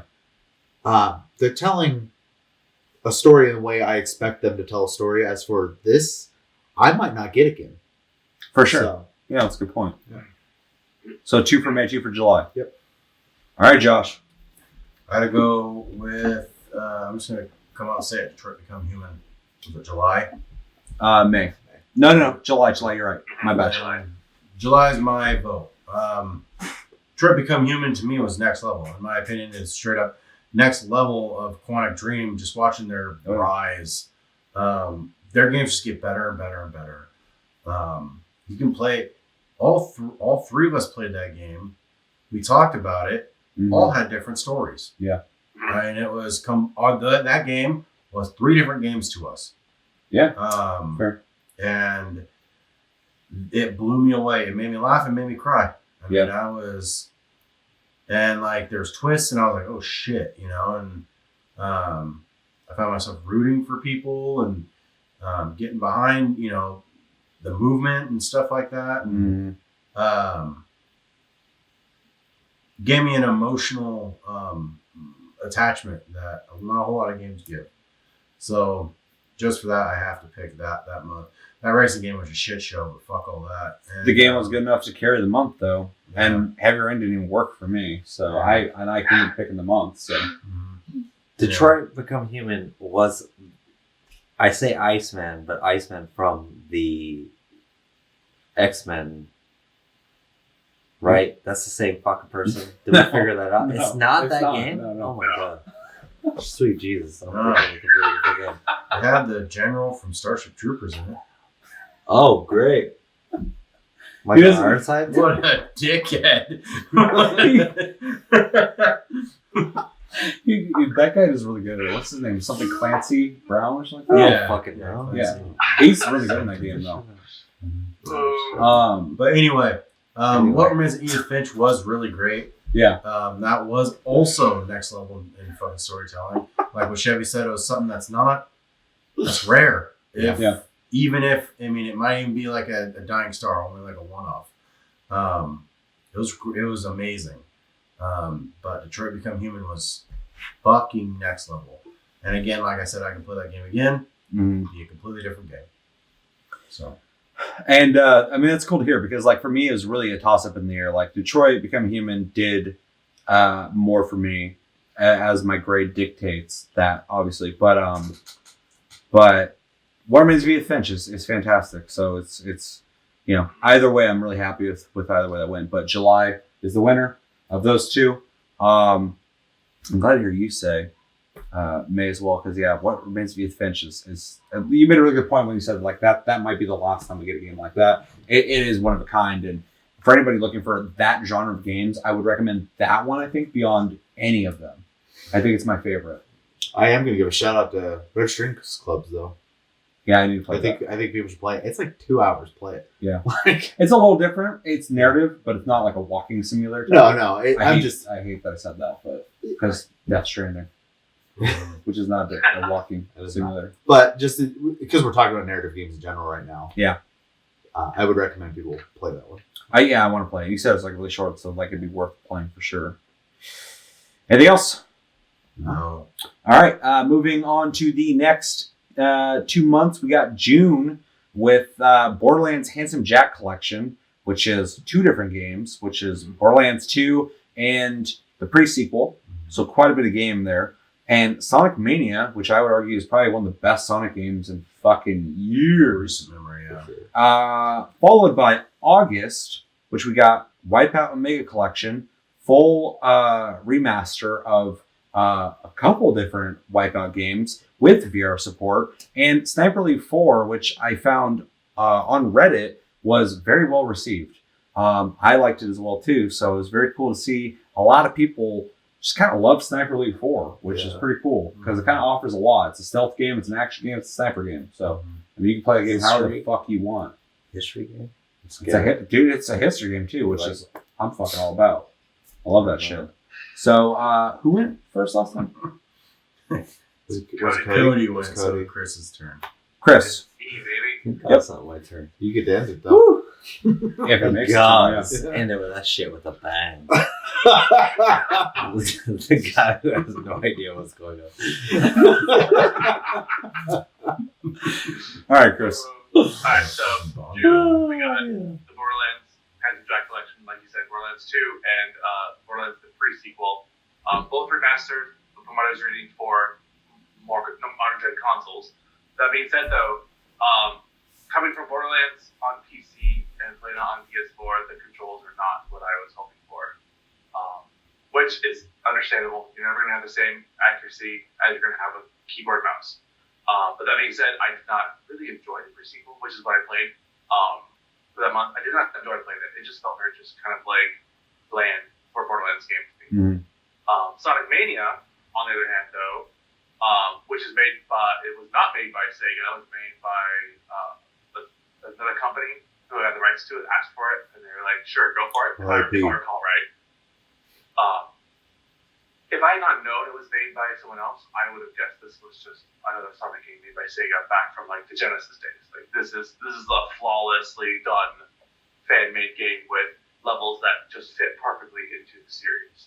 And I kept it installed on my PS4 for like 2 months afterwards. Just pop in here and there. Yep. Fun fact too, when they did the Sonic redesign for the movie, they had one of the people who worked on Sonic Mania come and help redesign Sonic for the movie. So apparently that team just needs to like own Sonic for Sega and do everything Sonic for them. They go bankrupt though. No, the CGI company that did that work, they got fucking all laid off, or they all got fired right after that got done. Really dirty, because I would wait until the movie released and see how it does before I made that decision. But they're probably contracted, so they're not related to the movie. Yeah. They're just like, hey, we need CGI done. Okay. So yeah, for some reason when you brought that up, and I know we're really railing fucked a little up bit here, but yeah, for sure. Tastycast. There's a lot of. I'm sorry, Shelby. no, that's fine. You look disappointed in yourself. So upset. No, it's fucked up. I hate it when people interrupt me. So no. Well, I appreciate that you recognized it. But reference here at school. when you first brought it up to me, so. I could have sworn you said that they came in and like what's that called when you come in and give your opinion on something for Consult. Yeah, they came in and consulted about Perfect word. thank you. The Sonic redesign. And then I thought you said that they went under. I was like, wow, so Sega did them dirty apparently, but that wasn't. No, that wasn't the case. They just pull a Rockstar Team Bond. Okay. Yeah. That shit's fucking diabolical. Yeah. Yeah. Anyway, sorry. Back on track. Yeah, my bad on that derail. Well, what I was gonna say. Oh shit. yeah. Okay, hold What on. I was gonna say real quick is, who knows what's up with that company though? Maybe they were mismanaged or something like that. Like Maybe maybe just we had a just bad couldn't day. save them. It could, and Just Just like like one bad day. like I said, it could have been just contract work. Yeah, 100%. Yeah. All that shit is contract. And then it's just sensationalized in the media. Exactly. Oh. Yeah. You never know. Hard to say. Oh, sensationalized in the media? Absolutely, I know that. Everything is. Chris, please continue. So the other month we had August, which was the Wipeout Omega Collection, which I played, and it's a game that I You played. played? Yeah, we actually, this is one of the things reflecting on the show. Fucking, you had a slightly different opinion than me and Chevy on this, which I always, like, a lot of Actually, Ryan times, did too. yeah, it's really, really interesting. That was a really divisive game. Yeah. I did not enjoy it. It just, Yeah. You were, in fact, you were like, I feel like you guys played a different game than I did when we talked about it. Yeah. Which I love. I love that, like, we all are like-minded. We can have these conversations about games we love and shit. But every once in a while, we're like, I didn't feel the same about that. And those are always the really interesting conversations because it's not very often we get to break the mold a bit and go, like, yeah, I dig that game. For sure. It just, I don't know. I remember playing it, just felt very clunky to me in the fact that, like, nothing really had any hard weight of, like, control. Except for the weight of those Right. beats, dude. It's fucking bump, bump, bump, bump, bump, bump. Every song. Every song's like that. That being said, Sniper Elite 4, which I did not anticipate being too much enjoyable because it is a shooter-based game, I enjoyed the fuck out of, to the point where I killed every motherfucker on every single fucking level. Shoot their balls and it's like, Bloodthirst. Literally, you can literally shoot their balls. dude, that's how I sold my dad on that game. I'm not even gonna lie. I was like, dude, you could fucking like you Blow shoot some balls you shoot- off. Not gonna lie. You shoot fucking Nazis' balls off, dude. Like in it zooms in. It's fucking Literal sick. SS Nazis. You can shoot their fucking nuts off. Hitler. Oh, Yeah, really? you can Shoot off Hitler's You can blast the remaining fuck out of nut. Hitler. Oh, really? Every And even though it's like primarily like a sniper game, there are so many more tactical ways you can kill people. Like, I ran down a hill and I fired a couple rounds up at this guy. And I ran back uphill and I laid claymores Yep. as I was going and just blew the fuck out of him. I would lay bodies out in patrol routes for people to find and then have tripwires so they would run to the body and just blow the fuck up. Like it's just so much creativity in the realization of how combat can be. I really enjoyed it. I enjoyed it a lot. So much so that August is going to be the pick for me, because even though I played Sonic a lot more, it's just kind of more of like nostalgia factor for me, whereas this was like a new game for me that was really enjoyable. For sure. That's awesome to hear. Because I mean, Chevy plays a little bit of everything, but leans a certain way. I play everything, but I have my games I enjoy. But you're a very staunch, I'm not into shooter person on the channel. So unless it's co-op and you're playing with us. Yeah, anytime you like a shooter, I'm always stoked, because it's like when someone's like, I don't like wine. I'm like, yeah, sure about that? Because there's a lot of wines. Yeah. But yeah, it's always cool to hear when you like a shooter. So that's a vote for August. That's the only vote we've had so far, right? Mm-hmm. We derailed on the fucking Sonic thing, yeah. Because I was like, that was a long talk. Yeah. Chris barely talked during it. Okay, that's me, right? Yeah. Okay, so Borderlands Handsome Jack Collection is a fucking real get. That's fucking 2 games, one in which I've played like 1,000 hours of. I fucking love Borderlands 2. So to get that was so awesome. Pre-sequel is a game I skipped over. I was so burnt out from Borderlands 2 that I skipped over it. I got to play it this time around. I wasn't as critical as you guys were on the game, but I recognize the problems. They're definitely there. I think the community, not just our community, the community of Borderlands in general, recognizes those problems. That's why they didn't come back in fucking the next Borderlands. That being said, I liked getting into a Borderlands where there's whole new classes to play and shit. I was like, whoa, this is a whole new Borderlands game. I wasn't ready for it then, because it was just a little bit more of the same that I was used to playing. But coming back to it after not playing Borderlands 2 for so long, it was really neat to come back into. So I mean, like this is a fantastic game, and well worth getting for free on PlayStation Plus, free. And Sonic Mania is the best Sonic game in fucking years. I mean, like it's awesome. I love it. I could highly recommend to anybody. If anyone's like, dude, I miss the old days of Sonic, I'm like, you should have played fucking Sonic Mania, because it's awesome. It's a mix of fucking the old Sonic games and brand new ideas that would have easily fit into the old Sonic games. It's a real love letter to Sonic by people who gave a fuck about Sonic when nobody has for years, and it's so appreciated by me. In August, we had Wipeout Mega Collection. VR support on this game, awesome. I almost only played it on VR because I think it plays better. I know a lot of people don't have that option.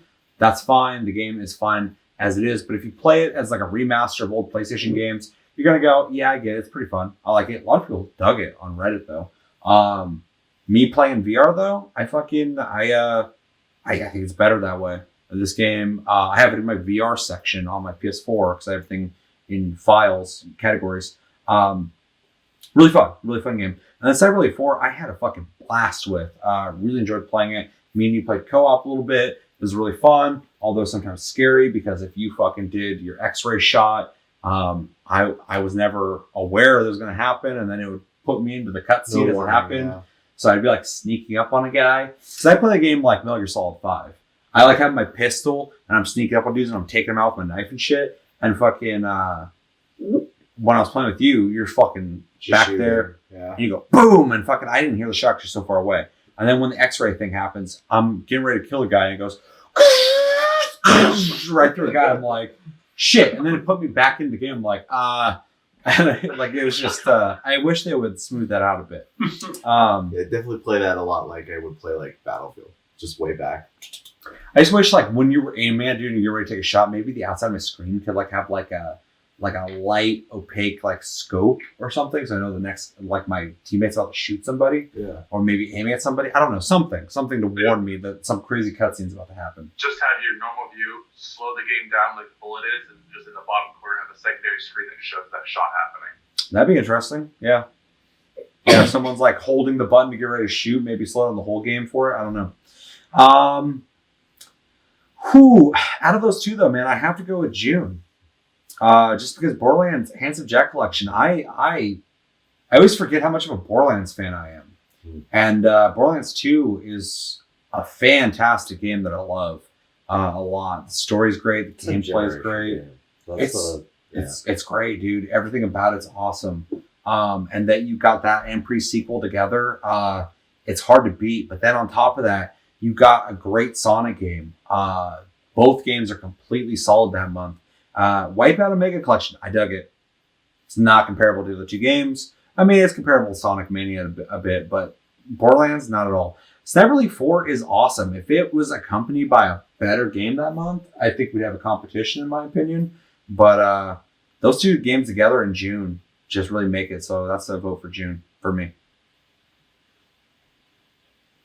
So 1 and 1. Yes. Okay. Yes. You're next. You need me to remind you? No, I got it. Okay. I kind of hate this one. Mm-hmm. It's pretty rough, yeah. Yeah. So I'm like not the. I still feel burnt out by Borderlands, right? But I have to say, personal feelings aside, I played a shitload of Borderlands when it came out originally. Yeah. And it is a lot of bang for your buck in that Oh, yeah. month. So like That's That's- hundreds of hours. We all of- played Borderlands 1 a shit ton when I met you guys. Oh, yeah. Yeah. Like, and that's I crazy. still am kind of feeling that. Like I was like telling myself, oh, I'm gonna wait on Borderlands 3. I'm still not convinced I'm gonna buy it when it comes out on Steam at this point. Which kind of sucks. It's really good. The storyline sucks, though. Yeah, it's Fucking It's awful. not a. Yeah, But the game's fantastic. it's amazing. We'll see. Yeah, We'll see but what it's happens not because I great. do want to like try the game, but at the same time, I still kind of like. I feel like I played I Borderlands. feel like the hype's dead on it. It's Each weird. character, well, yeah. So, they couldn't that lightning in the bottle in Borderlands 2. I think is just gonna be hard Borderlands to 2 was recapture. solid as shit though. Like Yeah. that when Everywhere. like Borderlands 1, it was like there was like glimpses of it, and it's like even yeah. when You you liked guys the story. had already played it, yeah, but it was always like If Borderlands 2 didn't exist, pre-sequel and 3, I think would just be upgrades. constantly. exactly Yeah. But Borderlands 2 does exist. 2. Yeah, 2 The was same just problem like, Mass Effect has. Mass Yeah. Effect 2 exists. yeah. I mean, it's kind of like, yeah. I mean, it's kind of like Diablo and Diablo 2. People like Diablo, but Diablo 2 is like the game. Right. 100%. I feel the same way about Diablo 3 as I feel about Borderlands 3, honestly. Yeah. It's fun, but I don't really care about it. Diablo 2 is like legendary. Yeah. Borderlands 2 for me is legendary. For sure. So yeah, that's a really strong title. So I have to give that, even if I like can't ever play it again. It's like- it is amazing. Yeah. Like Left 4 Dead or like Left 4 Dead 2. Left 4 Dead 2 is Left 4 Dead. Left 4 Dead But 2. but you know what I mean. No, It's for like sure. I'm just saying, like, yeah. like Left 4 Dead is like it, you know, Left 4 Dead is 2 played it safe and went, you know what? You like Left 4 Dead? It's in this game too. You don't gotta leave. multiplayer. Just stay here. Want to fucking cheese out some achievements? Here you go. Fucking Noam Chomsky, dog. Shout out. Bro, you don't know. That's how I got into What? PC gaming. No Chomsky, When bro. you used to play Left 4 Dead 2 with us? Oh, Did you do like yeah, Noam yeah. Chomsky? But also, I forgot that's about that at first. quick, like It's a quick fuck little mission. thing. That's the reason why I played Borderlands, even know what the fuck Borderlands is. Yeah. Because Borderlands 1. Like, my laptop can barely run Borderlands 1. That game could run a lot of shit too, for sure. Yeah, I played all sorts of things. You were saying? Anyway. Oh, yeah. So that game, obviously big game to get for that month. And then Sonic Mania. I'm just gonna say right now, Sega needs to quit like making their own games. Yeah, get your hands off your own games, bitch. I know it drives me nuts. Like we should have got like Phantasy Star Online 2 like when it came out, not years later. I can't have Sonic. The support for the game should be longer than it is, and Sonic has been so bastardized over the years that when we got another company who like still managed to care about Sonic and come out and make a Sonic game, it kind of made everyone get to care about Sonic again. That's gonna get buried, unfortunately, but that game's amazing. When Sega makes their next Sonic game and just Yeah. completely forgets the novelty of Sonic Dude, Mania. there's a movie that's about to come out. You guys forget? What's up? I don't want to see it. Uh, I feel like I kind of have to see it now. So Yeah. It's like, Yeah. right. Except for now the people who did the Harry CG Bullock. are fucking gone, so you're not even supporting them. The guys who saved it. Yeah. They got It's weird. Jim paid. Carrey's They got supporting paid it for sure. himself. People were saying he's the only draw for it when it originally dropped. So his back was Yeah. hurt for carrying that shit. Then the next month, Wipeout is a fun game, but I don't think it's a game that has any weight, which really Sure. kind of sucks Good way to because put it. like It is fun. Don't get It's me wrong. fine, yeah. But like you have to be. I think you have to be hyper in the mood for it. Like it's not even like casually in the mood for it. Like you have to want to play Wipeout at the time. Because even like now knowing it, like that's in my library at all times, I never have that like draw to play it. Right. Well, my VR headset's it's unhooked right now. It's not hooked up right now. I'm not playing Wipeout. For sure. If my VR headset was hooked up, I was like, hey, you should check this game out. Like I have someone over and like, hey, play this. Yeah, I play Wipeout, but Yeah. it's kind of, it's not a gimmick, but it's like you said, you gotta be in the mood. Well, I mean, it's an older game. It doesn't have the Modern like nuances of what you expect from modern games. and just depth in general. Yeah. Yeah. So and the Separately 4 is a great game. And it is really interesting to hear different ways people play the game and stuff like that. Like Chris talking about, essentially setting up booby traps and stuff like that. Seth plays a stealth game. I play it as being essentially just a sniper, like in purest form in that regard. Chevy plays it like the guy who shot fucking JFK. Yeah. Chevy's up there just Lee fucking Harvey pulling that Oswald. fucking bolt Hey. action. Conspiracy this. But it's So Chevy says it's he plays it. it does Conspiracy this need bitch. Shooting it does need Nazi balls. some refinement in ways, but it's not like this huge company's making it, Yeah. So, They only make that game and that weird fucking The Mummy game. Zombie Army or Something like that. Well, they make that There too. is a They make zombie- that too. But they make Strange they- Brigade, which Yeah, I thought was fucking team-based. which I kind of wanted to play, and I saw Yeah. on sale for like $12 the other day. I was like, It's like a third person Maybe. zombie. they make the zombie thing too. Yeah. It was like a mode, a DLC, and then they just made it into a thing. It's Separate like thing, number 3 yeah. or 4 now and shit. But that being said, I think the value is far too heavy with For sure. Borderlands and Sonic. Yeah. It's just way too much game that month, and it'd be hard for me to pick Wipeout specifically over top of either of those things. So, There are people who worked on that game. We're gonna have to hear that now. I don't. We made Wipeout. People liked it. I do like it, Wipeout's the biggest disappointment of those months. but you know what? Instead of a remaster, Make make a a new new one. Wipeout. For sure. Yeah. So, Yeah. all right. So which one did you pick? So 1 and June? 2. Whichever one has Borderlands. June. Yeah. Okay, so 2 and 1 then. Okay. Right? Chris Yeah. picked August, right? Yeah, he Yeah. picks Sniper Okay. Elite. Yeah. So 2 and 1. I'm going to keep it in the court. August. Okay. I did love Borderlands 2. I thought the pre-sequel was Not enough. fucking straight hot garbage. I'm the only guy. I Right. judged the fuck out of that game when it came out, and I played. I'm like, it's not so bad. The auction mechanic fucking irritated me. I think you just like Borderlands enough. It's true. Yeah. But Borderlands 2 was such a gnarly game. Plus, all of its DLCs were just on. I don't know how many of you played all the DLCs. Dude, Yeah. it's one of the earliest examples of how to fucking support a game. Yeah. Yeah. Borderlands 2, They Yeah, supported like, that game for I think it so was long. like 3 years. Yeah. 3 or 4 DLCs, and it was Among like all micro fucking DLCs, good, like yeah. there's all this shit they were constantly like unleashing on that fucking and community. no, it's an amazing package. Yeah, for sure. I can't ever take away from that. And you get all that with Borderlands 2. yeah. The Yeah, pre-sequel. and then, Crazy. Yeah. and then Sonic Mania was good. It's a straight, you're right, it's a love letter to old Sonic. And it works completely. And I really hope they just keep giving that company the rights to Sonic because they know what the fuck they're doing with him. As a dude who voted for June though, fucking who beat Sonic Mania though? I know I didn't. It's I good. played Green Hill Zone. It's good. I think like I'm not trying to dog on it right now, but like I'm saying like as a counterpoint, you play it for the nostalgia I'm aspect. going to give you another counterpoint. I don't almost never beat any of the Plus games. Sure. Ah, Yeah, So several. like story or Unless you're like a 4-hour game, then Chevy will just beeline through it. If it's like a 4-hour game, Chevy will beat it. And then I find out it's like 4 hours. I'm like, oh. But Chevy can like smell that. If it's like a 20-hour game, he's like, I'm going to wait till the last day of the month and play it for 2 hours. There's someone who just logs those in the library. These are all games that you can just go back to randomly, right? Like, Yeah. It is like it's almost like Steam, where you can just kind of like.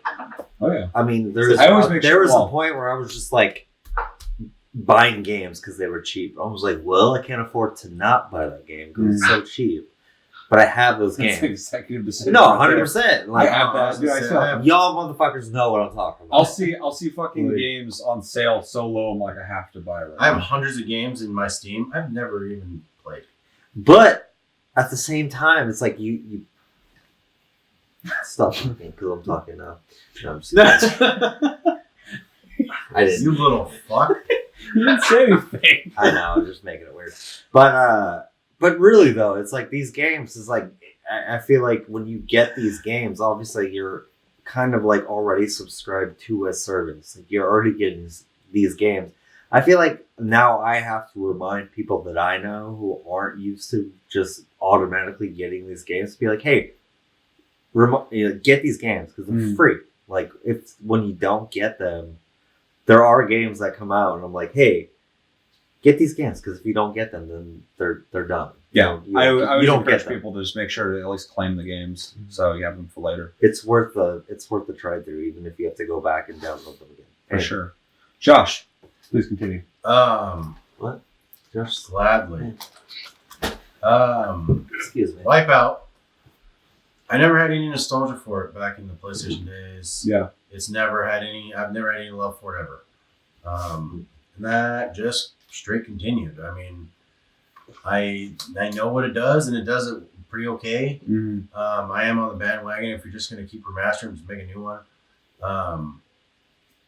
But at the same time, I have no love for the whole series. Yeah. Not that I hate it. I just don't care for it. I don't know it.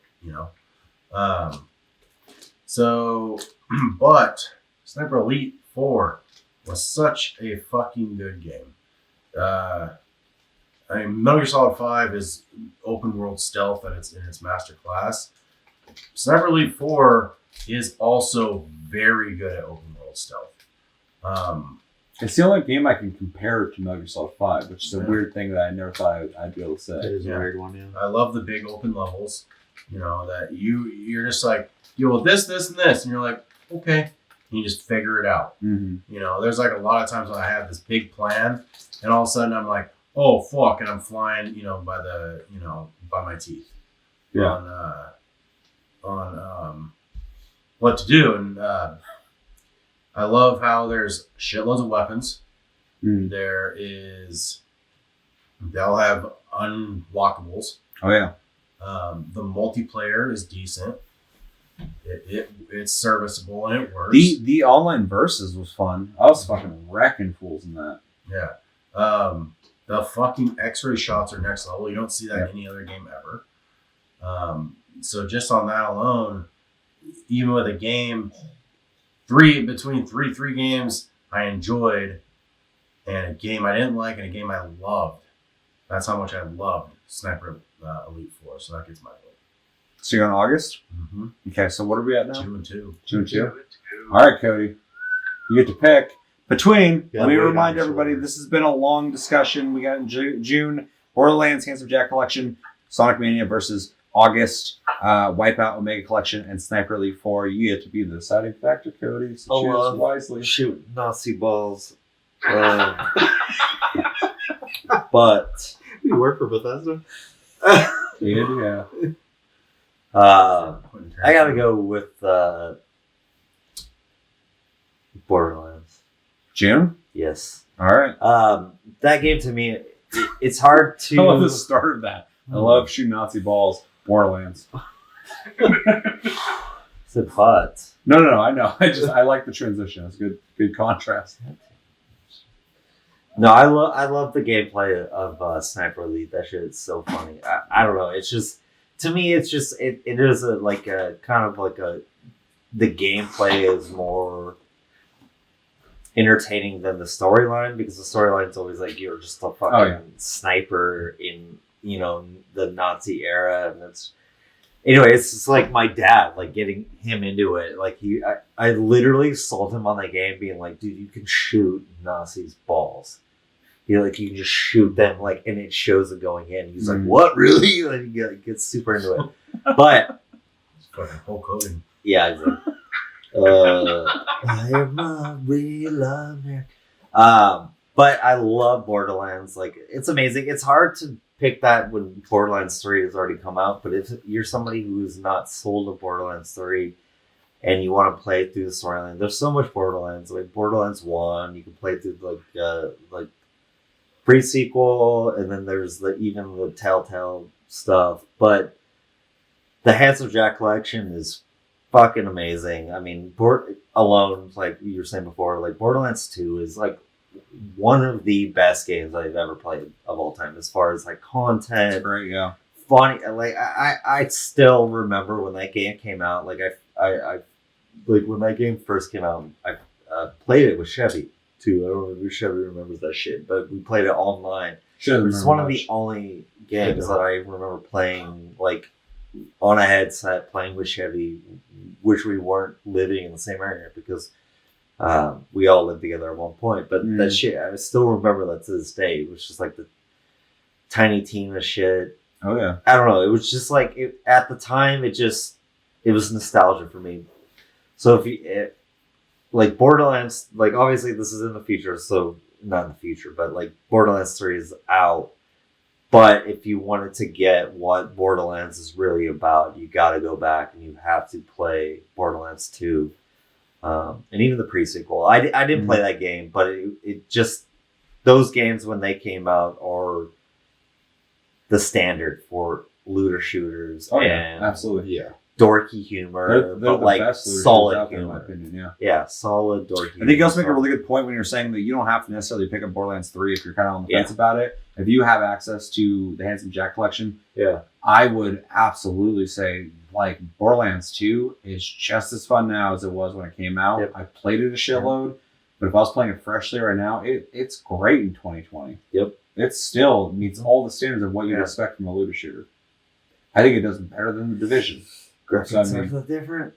Still looks pretty good. It looks fine now with that remaster. So yeah, I mean that's a really good point. And the story's way better than fucking Borderlands 3. So Borderlands 3 has some cool exactly. additions. They did a really good job with gameplay wise. So you picked June then. Yes. So June wins out of the two. Unless you have more to say. No. On the two? Okay.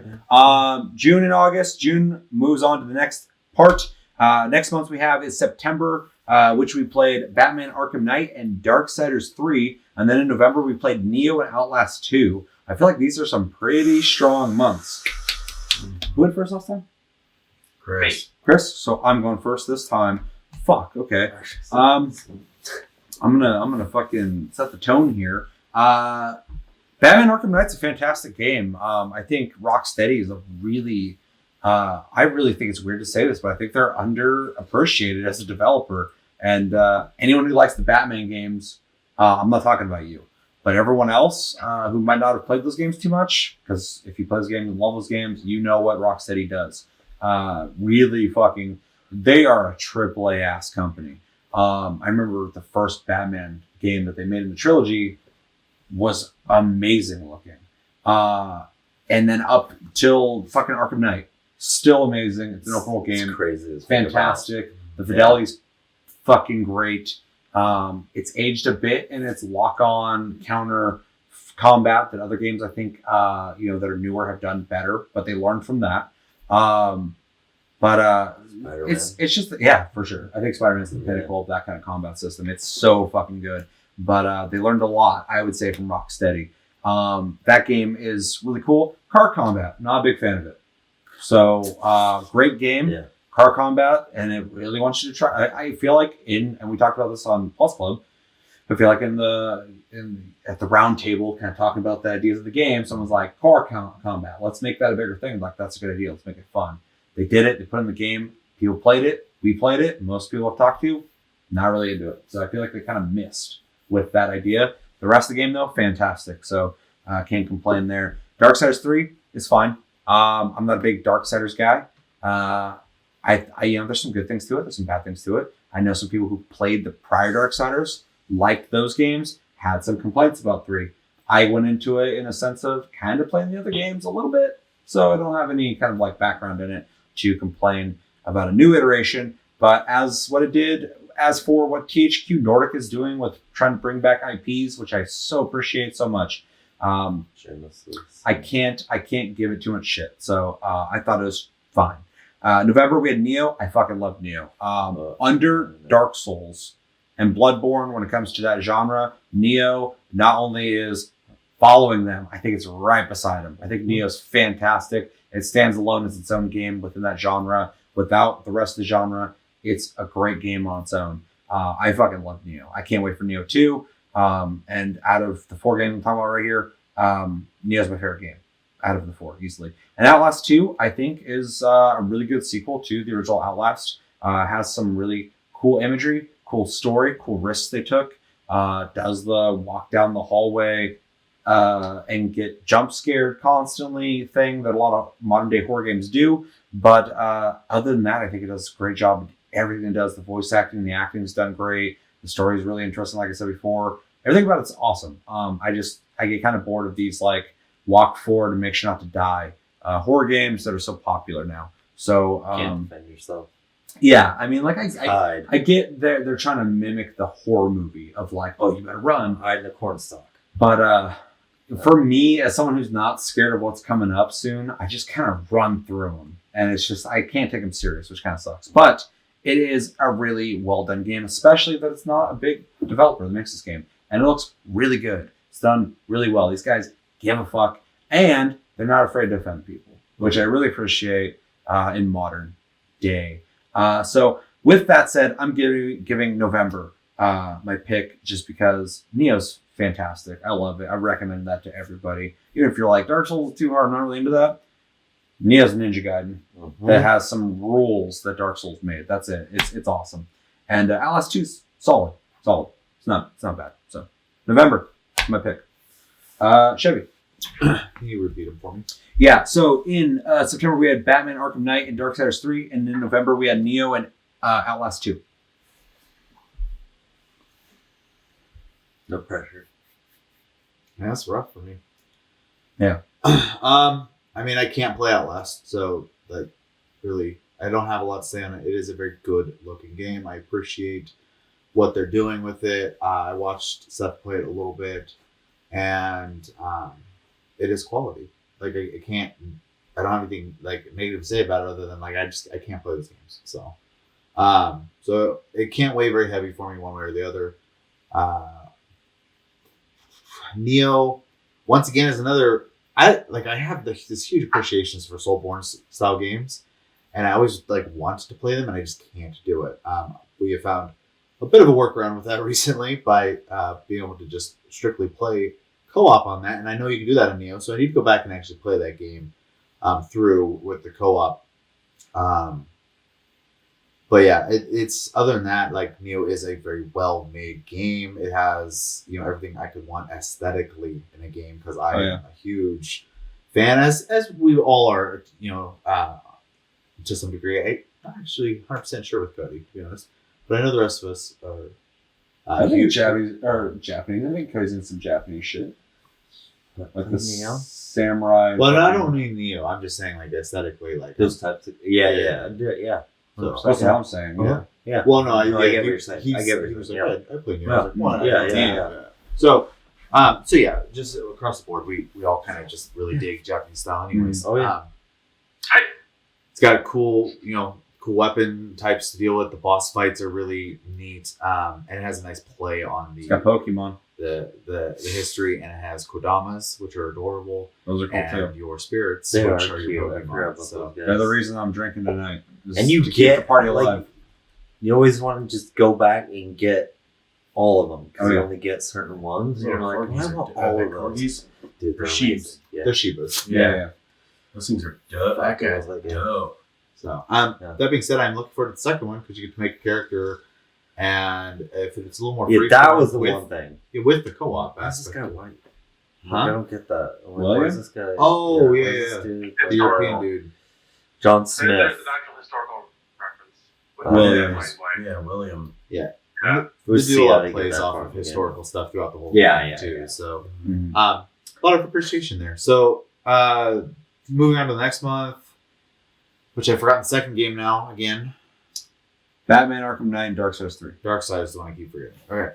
So Darksiders 3, I think played okay, and I don't have an affinity for the series, but I kind of struggle wanting to continue playing the game because I don't have an affinity for it at all. So the game itself I don't think is strong enough to be on its own, and as a sequel, it's lost on me. And apparently, as I've heard from people, it's kind of for them as well. The most criticism I hear of that game is people who like Darksiders. Yeah, so I don't have anything negative. It's just once again, the theme that's going on here is it's just not really something that can pull me. Dorky. I'm not gonna go that far. No, it's dorky. It's like a dorkier. Your turn's coming. It's also a discussion too. Yeah, it is. Thanks, sure. Josh. Thank you. For sure. Not for you. And then Batman. We all get our turn. Here's the thing that kills me about Batman, right? So I love You're the in the first two games a lot. They're amazing games. I didn't play the third one by the company that got to make one in the series for them as well. Mhm. Was that Origins? Yeah. I skipped that one. And then I skipped this one too until we got a chance to play it. Mm. It plays very well, but yeah, the car combat, huge turnoff. Huge turnoff. Yeah. I think it would have been cool to be in there as side mission stuff. Because I kind of enjoyed the tutorial mission where you're in the tunnel and you're going through Riddler's thing as you're going through the track and the track keeps changing. I thought that was kind of neat. When I'm on the street doing those missions though, it's just not fun for me. But then when I'm not in the car, I'm like, oh yeah, I love these games. So it's difficult for me.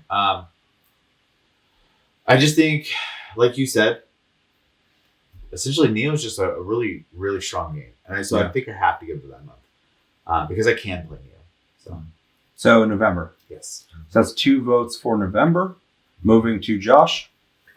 And November wins. Neo was Easy. fucking dope. It is straight up a Souls game. I'm like, this game took ideas from Dark Souls and made something with it different. Made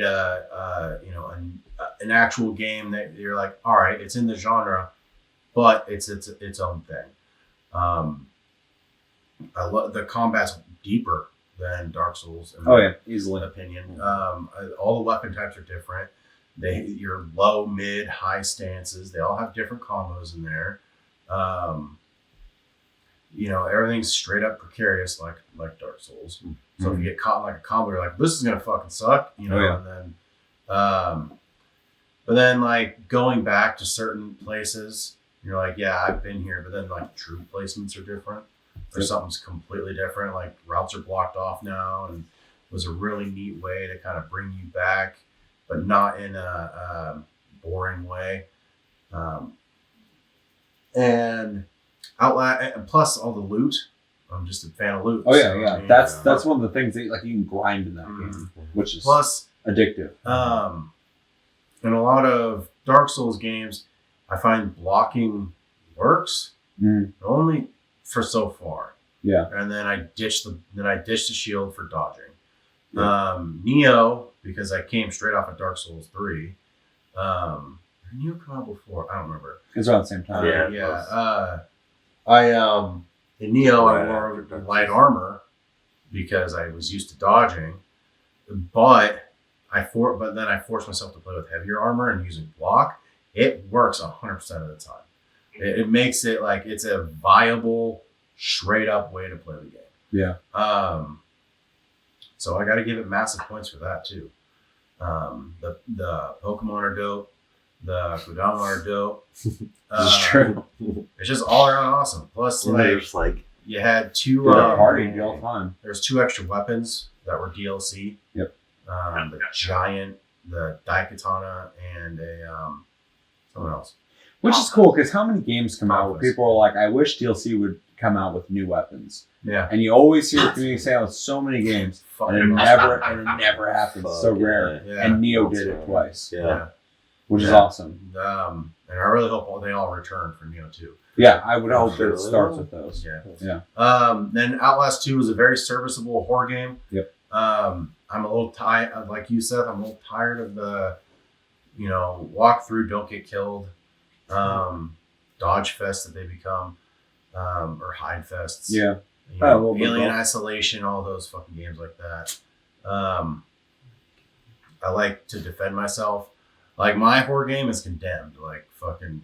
I would love a new Condemned. Yeah. Like, let the fuck guys is who that make at? Sonic Mania make it. Yeah. I'm sure it'll be fine. What the fuck is that at? But, It'll be faithful to the original. I don't even know. I forgot who made Condemned. The dudes who made Fear. Oh, yeah. Yeah. Fuck. That was right after Fear came out, they made Condemned. I don't know why that game's so good. Yeah. And then they got sold to WB and it got fucked. Yeah. The frog? What? The frog fucked you, dude. Um, I'm so annoyed. Batman Arkham Knight Yeah. was good, but like Mass Effect 2, Arkham City exists, and it was the pinnacle of that trilogy. Yeah, that's a fair point. So I kept thinking, like, man, Arkham City was so good when I was playing it. Plus the car combat, I 100% agree.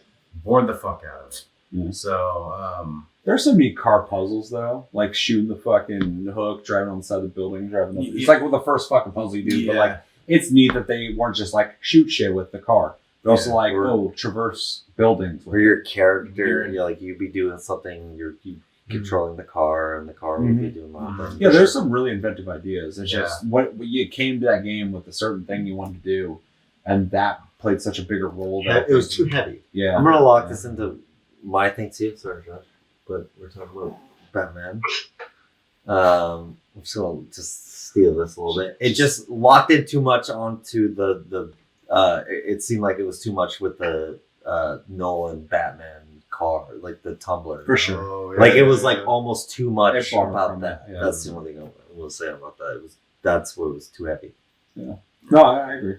yeah, no, it was, but yeah, I kept playing Arkham City, and I was like, this isn't Arkham Knight, and that kind of just bummed me out, Yeah. which wasn't fair for that, but, and then... That's actually really interesting because that's something I heard a lot on Reddit, specifically within the Plus Club, thread was a lot of people were bringing up that the last game they liked better, which is interesting because this game's complete quality, but like because of the emphasis on certain aspects, people just preferred the experience of the last game, which is the Mass Effect 2 thing all over again. And then Darksiders 3, I mean, You loved it? while decent, I feel like Darksiders is getting very dated. They changed the genre of it, so I mean, I think they agree with you. Yeah, it's just, and even then, I still think it's dated.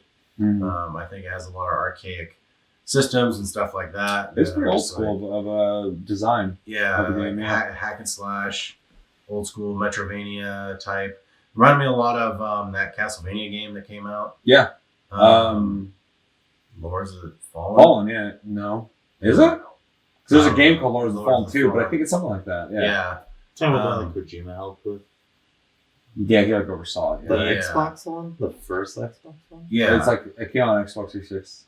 And that game was There's two of fucking. them. Anyway, that game was fucking amazing. But Yeah, it was cool. the dude from 28 Days Later or 28 Weeks Later in it. Yeah, something Carlisle. Yeah. Lords of Shadow. Lord Yeah, of the Shadow. yeah. God. Nailed it, dude. God. From the recesses. Dude, I only know that Yeah. because you motherfuckers played that, though. I remember that. It was a cool game, man. I liked it. Yeah.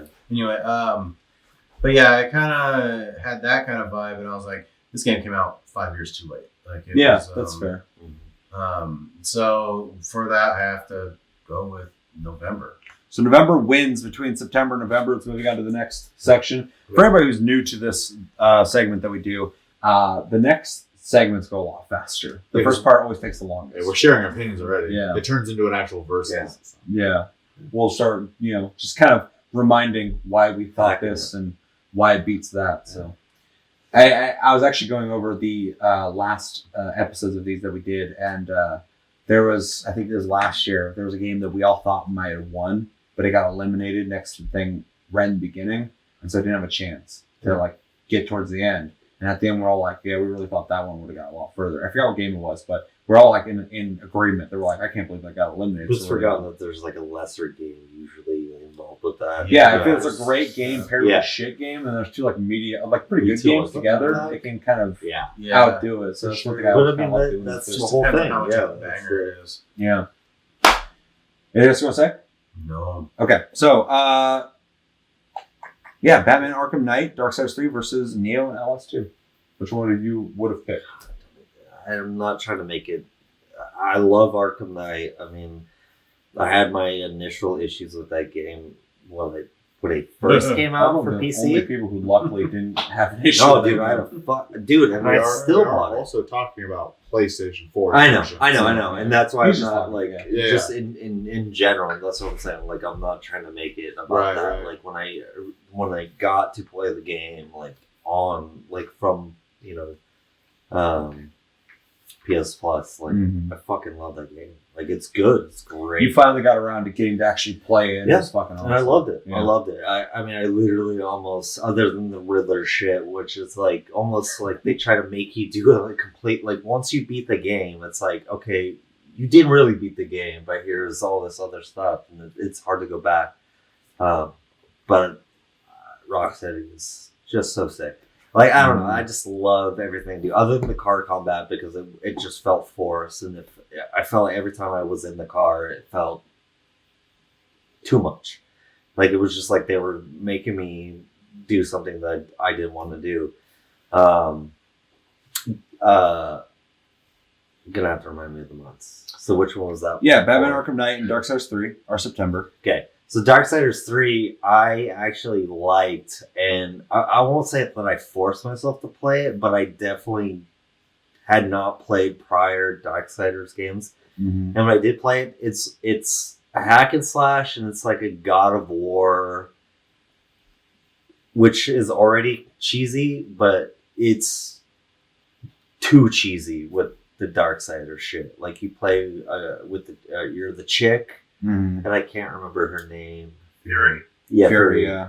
And it's fun, but it's... when me and you were at E3, we saw her walking around. Holy shit, we had no idea who the fuck she was as a character. Yeah. I was like, that's some crazy cosplay for She's some shit. exactly like her. Yeah, and then I saw the game. I played the game. I'm like, that's who she was. Weird. Mm-hmm. She was like posing and shit. People taking pictures. I'm like, who is that?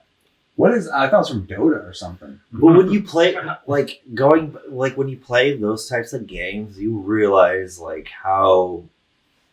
I don't want to say I don't know, I don't want to use the word intelligent, but just the way like gamers are, like you're like, what game are you trying like to cater to? Who are you making this for? Exactly. Yeah. Because it doesn't make any sense. Like there's a huge like generation gap between like gamers who like legitimately love like I feel like the same thing with like Borderlands. Like there's like a weird like humor thing, but like are you trying to be dorky, or are you trying to be like, what's going on? I feel like Darksiders is like stuck in that kind of realm. Yeah.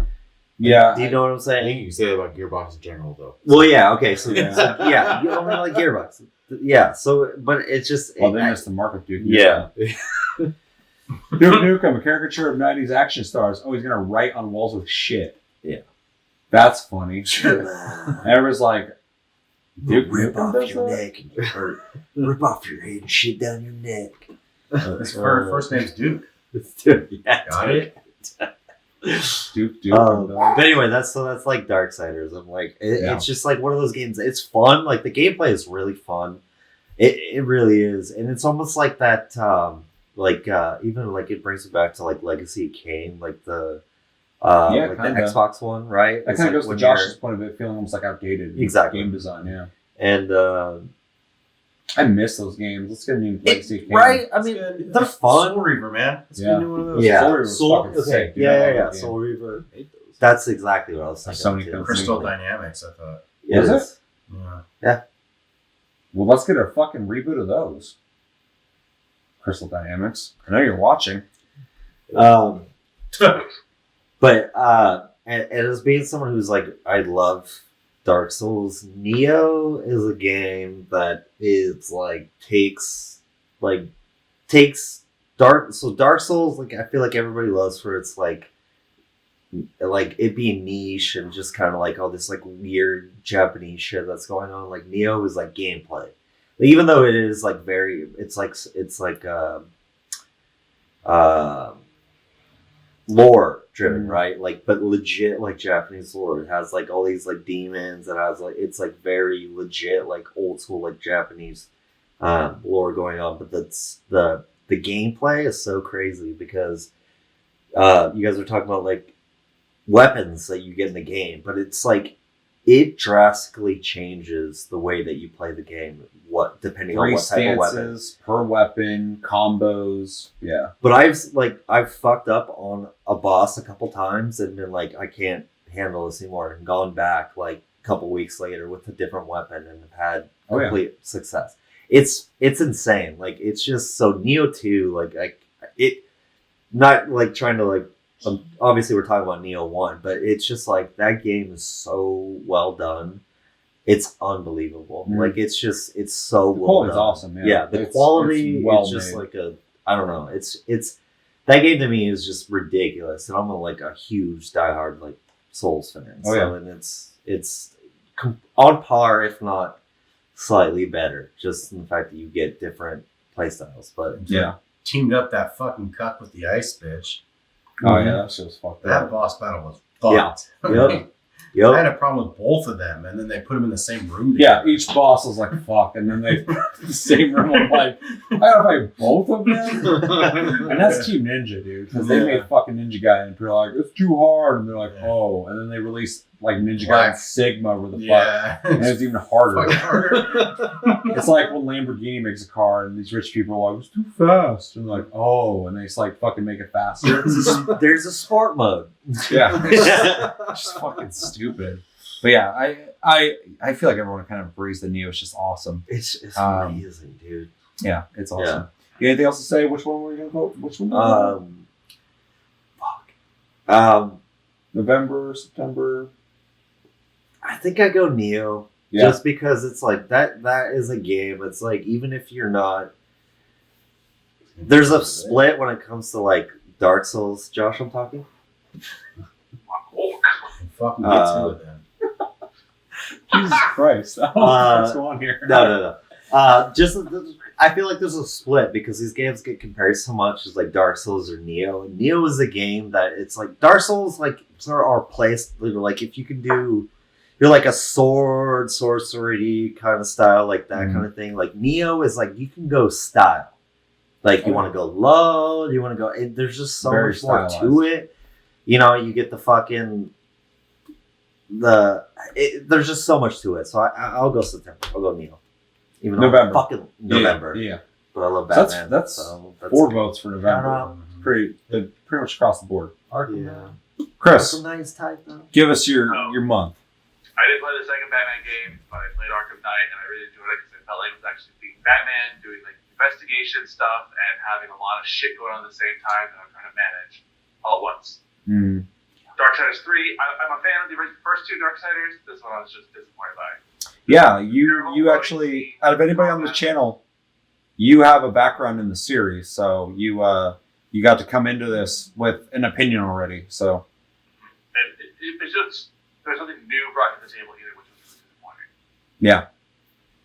That being said, Neo is a game that I stream currently. Like 9-hour streams of Neo. Shit. Yeah.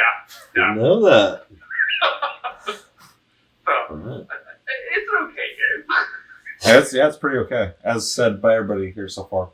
Outlast. But you love Dark Souls though, so that makes total sense. You love Dark Souls, like you I do. watch streams of Dark Souls, you play Dark Souls. That I do. is, But they play very differently. yeah. Oh yeah. They have the same 100%, core yeah. concept, but they're very different games. Outlast 2, I never played the first one, so going into this was fresh for me. There's naked people in it. Fucking terrifying.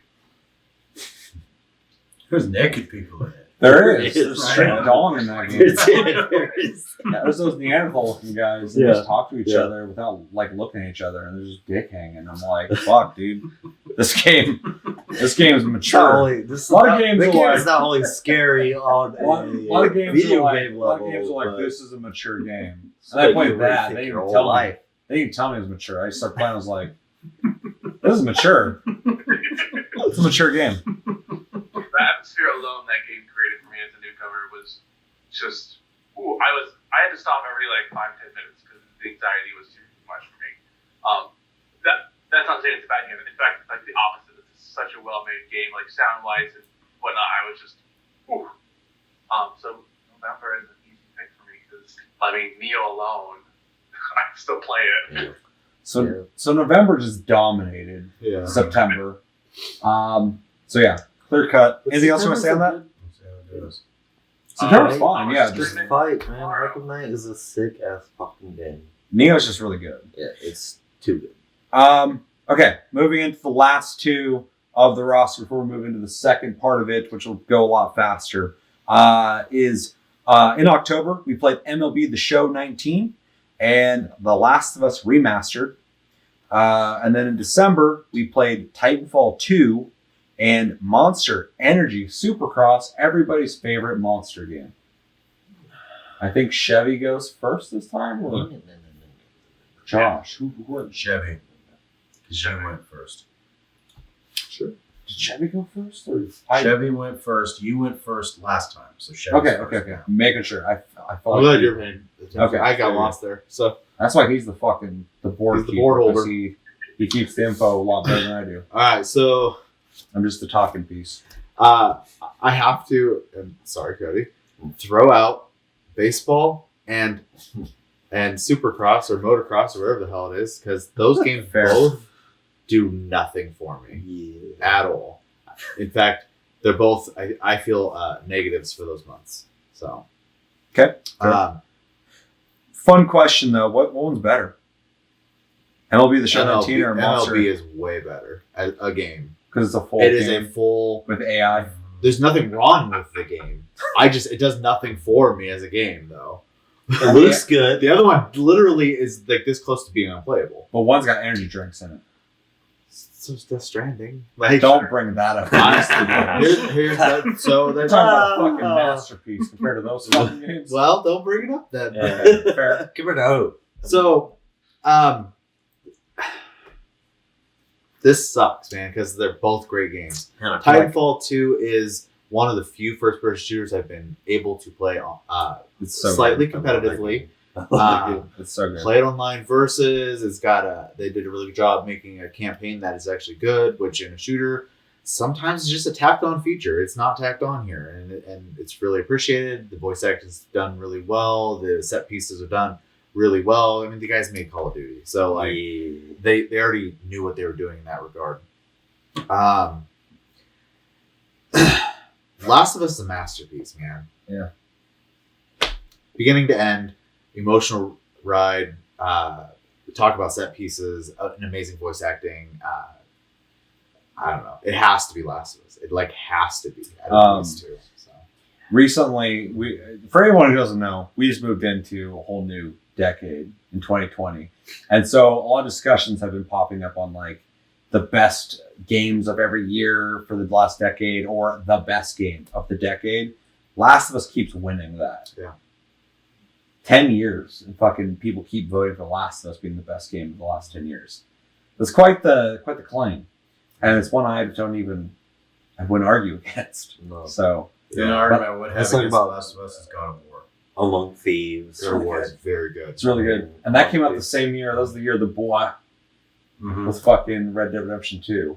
Oh, So shit. and that was great too. That was But Monster Hunter World too, wasn't it? yeah, it was a really crazy year. But Fuck! God of War was still Wait. Jesus Christ. Out What there. time to be But- alive? yeah for sure. Can't let you just get better. But we're like back in the golden era of like the great games. It's awesome. But yeah, Last of Us. It's like it's hard to argue against it. Yeah. There are the people out there though, and it's completely valid. There are people out there, and I've heard really good arguments against The Last of Us. I don't agree with them, but I see where they come from.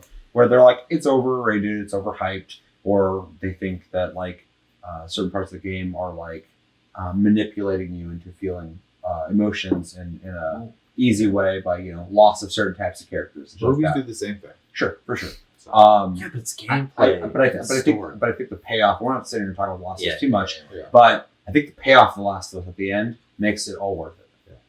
And I'm also saying this as someone who played Titanfall 2 and did not play Last of Us. I watched you play Last of Us. Yeah. So as an experience for me, it's still, I had a grander time with that It's a big deal. than I did with Yeah. Titanfall 2. It's a big deal. And Naughty Dog's Naughty Dog for a reason. So, Yeah. but again, I think Respawn is also No, they don't get the notoriety they it deserve. just was not a good matchup for them to be in for me. No, So, yeah. Which is crazy because Titanfall 2 is fucking good. Great game. But it's against like a god tier game. Yeah. So it's interesting. Just a different. Yeah, different. It's like if God of War was in here versus like a good game. You'd be like, Also, God- Last of Us has God of War multiplayer, and Neo. which is awesome, yeah. which is Huh? amazing. God of War and Neo. You're like, God of War would win. fuck, Neo, yeah, you know, but Which it's would still suck because no I way. love God of Neo. War against an amazing, another amazing. You wouldn't vote God of War over Still Neo? have. No, he said Neo. I said still no haven't way. beaten Oh, no, God no, of no, War. hell no. Still God of haven't War beaten God of War. easily. That game is fucking Easily Yeah, win beat it. fucking over Neo. sick. So that's one vote for October. Yes. 2 for October. Quick and easy. Monster Supercross is a shit show. That thing is a pile of garbage, and it's not worth anybody's fucking time. There are some people like it. Seth, as he put earlier today, playing Everriders. What is that fucking play game called? Descenders, dog. You played it Descenders. before I did. You're the expert. I don't fucking remember. You're giving me the tutorial while I was taking the tutorial. Playing Descenders. That game had better. Some indie fucking shitty. That game was so much better than Monster Energy Supercross that I literally paused the game Is and that shut what that game is called? Descenders. Monster. Monster Energy Energy Supercross. Supercross. It's Yeah. it's literally Monster Energy cans and guys on motorcycles. You load to a press start screen and then you load after that. And then it takes a minute and a half to load into each race that lasts about 2 minutes.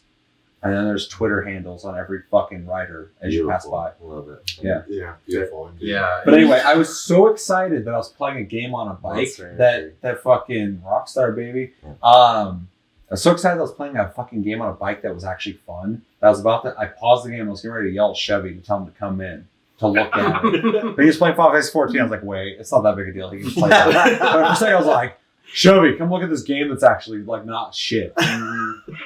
Or the lean controls are not. It garbage. felt good. And it was like a shitty indie game. It looks like shit. Mhm. It's awful looking. It looks Well, worse than Monster Energy Supercross. Mhm.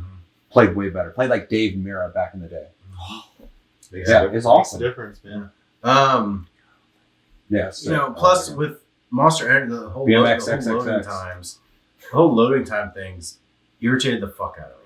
Oh yeah. Because in 2019,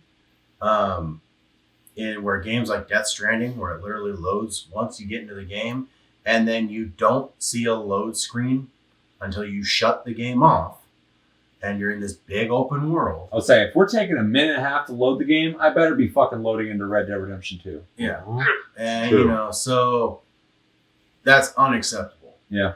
And it's unfair for Titanfall 2 to be chained to this fucking horse shit because it's fighting with an arm behind your back.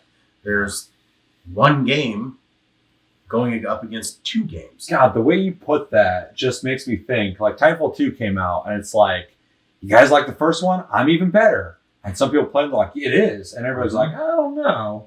And everybody's like, yeah, it is. Play it. And Titanfall 2's like, yeah, I'm really good. And they're like, And then it fucking comes out like later for like $20. And they're like, play it. And everybody's like, yeah, play it. And people are like, maybe. And some people go, I'll play it. It's really good. Everyone's just like, everyone plays it. It's like, it's really good. And then it comes out a third time on this, as you say, chained to fucking the fucking monster in the bell tower. Mm-hmm.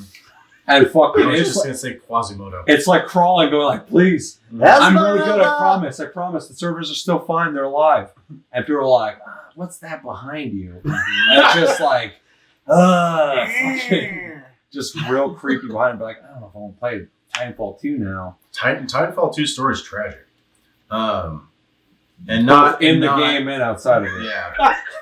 Because that's the game that should have fucking been huge. But yeah, I 100% agree. If there's any game to go up against Call of Duty, it would have been Titanfall 2. Absolutely. Dude, me and Seth were all. I feel like we were all on top of Titanfall 1, man. We were fucking for sure. all up in that shit. And So bad. but Last of Us is such an experience that, and like what you said, Chevy, very few games you can just watch and get have a whole complete experience with. I did that with Metal Gear Solid 4. I watched Seth play almost the whole thing, and it left a huge lasting impression. For sure. Me too. That's a good comparison. So It's a great comparison. So having a game leave such an impression, I don't even fucking touching the controller is wild. Yeah. Shout out to Death Stranding. So I have to give it to October. Because fuck Supercross, Monster Supercross. Sorry, Titanfall. Fuck Supercross. Last of Us is good. Yeah, it sucks. MLB is a very serviceable baseball game. It's like the baseball. Yeah, and if you're into it, get it because it's fucking good. Let me put it out there. Sports. If you had a month that was Titanfall 2 and Last of Us together, it would win everything. It would have went all the way. That would have been, that's not fair. It would just start be like, normally we do this whole long discussion, but let's be real. Yeah, this episode's now 5 minutes. That is Yeah. your winner. Yeah. It's kind of crazy in the 3 years we've done this. There hasn't ever been that's gonna win everything, straight from the get go. Sometimes it feels like there's going to be one, but then Just Cause 3 wins. And I wasn't even upset about it. I was just like, wow. I was a little upset. Oh yeah, that did win. Yeah. Yeah, because I remember I voted against whatever the hell I was up against. I was like, I didn't like those games or something like that. Yeah. It just kept going against everything else, and we're like, it's a solid game. Yeah. And then I just made it through being like a good game. Yeah. But there's other games I'm like, that's a banger, but it's with some fucking Quasimodo making shit. more. Hey, it's Chained a solid down by the game. bullshit. I like it. So we got 2 Octobers. 2 for Octobers. All right. Cody. Reiterating, October, MLB The Show 19, Last of Us Remastered versus December, Titanfall 2, Monster Energy Supercross. Okay.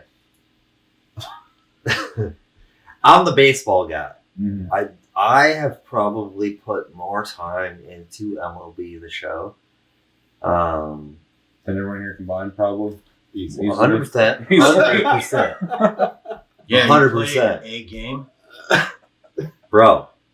Yeah, because I'm competitive. I like to play against... Wait, he's just saying in comparison to the rest of us, you probably play. No, I know.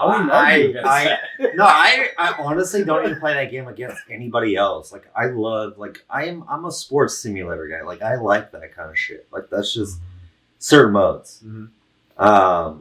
That, as far as that game, I'm gonna pick Last of Us. Like, that shit is fucking solid. I love that game. That, to me, is, when I think about the PlayStation, PlayStation 3, holy shit, that game came out, I think of Last of Us. That game to me is near and dear to my heart.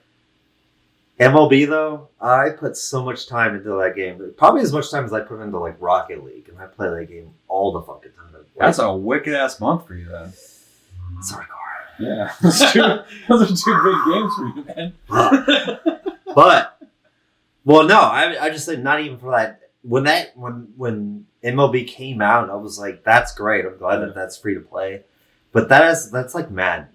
People play those types of games. If you're a baseball fan, that's one game was you're gonna play and do the whole simulator thing, and you can create the whole thing about that is like any other RPG you can create your own player, do the whole stats thing. You can do that. Obviously, you guys aren't into sports or all that kind of stuff, but it is fucking cool when you can make your own character, have your name, start from the bottom, make it to the big leagues, do the whole thing. It's a big deal. I love that kind of shit. But Last of Us, October, right? Yeah. I mean, it's hard to go up against that shit because Last of Us, Troy Baker. Oh yeah. I mean, Truckman. but it is even Nolan North is in that fucking game. Like that shit is. It's just Playing a character is unlike anything he's played before. Yeah. I mean, fucking Last of Us 2 is about to come. Dude, I mean, I it's feel not, the Naughty hype. Dog is like, I love Uncharted, man, but Oh, yeah. it's just like to put that game out for free, for free PlayStation Plus, whole thing, like that means something. That's like saying like, hey, take this game. Like this is gonna be big. This is Naughty Dog. It's a defining game for PlayStation. Fucking it. Side note: that month cost Sony like no extra money. Exactly. Those It's were fucking their crazy. games, Yeah. both of them. That was just a win month for them as far as that goes. No. Well, and I would argue it's a win month for everybody if Yeah. they didn't have the game already. I'm just so. saying financially, they Yeah. already own them. Like, Yeah. They don't have to. Well, Last buy of Us sold so rights. well that it's one of those red case $20 games now. Yeah, So, for sure. but still, like that's just a game. Like, oh, you don't have it, you should. Yeah. Here it is. It's just weird when you meet people who haven't played that game. You're just like, what? Like, what are you doing? Go, what are you? Yeah, Do yourself a favor. but not everyone's gonna play No. that style of game either, though. So Stealth. Yeah, like, yeah. I mean, it's a It- stealth horror game. Honestly, It is. Yeah, 100% it's more is. stealth than it is action. Yeah. Resident Evil's way more action. Still gives me than chills. fucking- I'm thinking about the end. Fucking give me goddamn chills. Yeah. So you picked October. Do you have anything to say about Monster Energy Supercross? You didn't play it, I did not play. and then Titanfall 2. You like? Oh yeah, I love Titanfall 2. I Yeah. love Titanfall 1. Titanfall 2 is just like anytime, like if you like,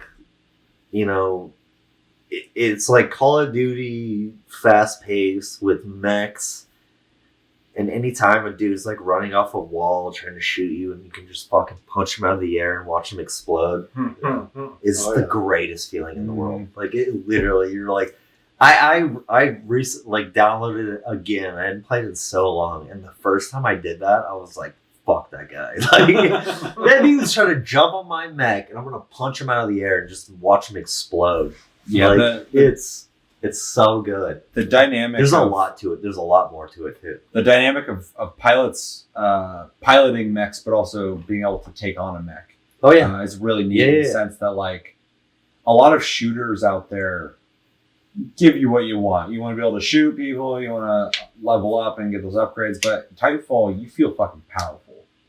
Like that's the thing that's kind of different about it than a lot of other games. it's like you can almost make your own class to take on mechs. yeah, like you can yeah, expect your literally, dude to yeah. take out mechs, take out pilots, be fast at taking points. Like there's a whole other section of the mentality of Titanfall that other FPSs can't have. It's almost too deep.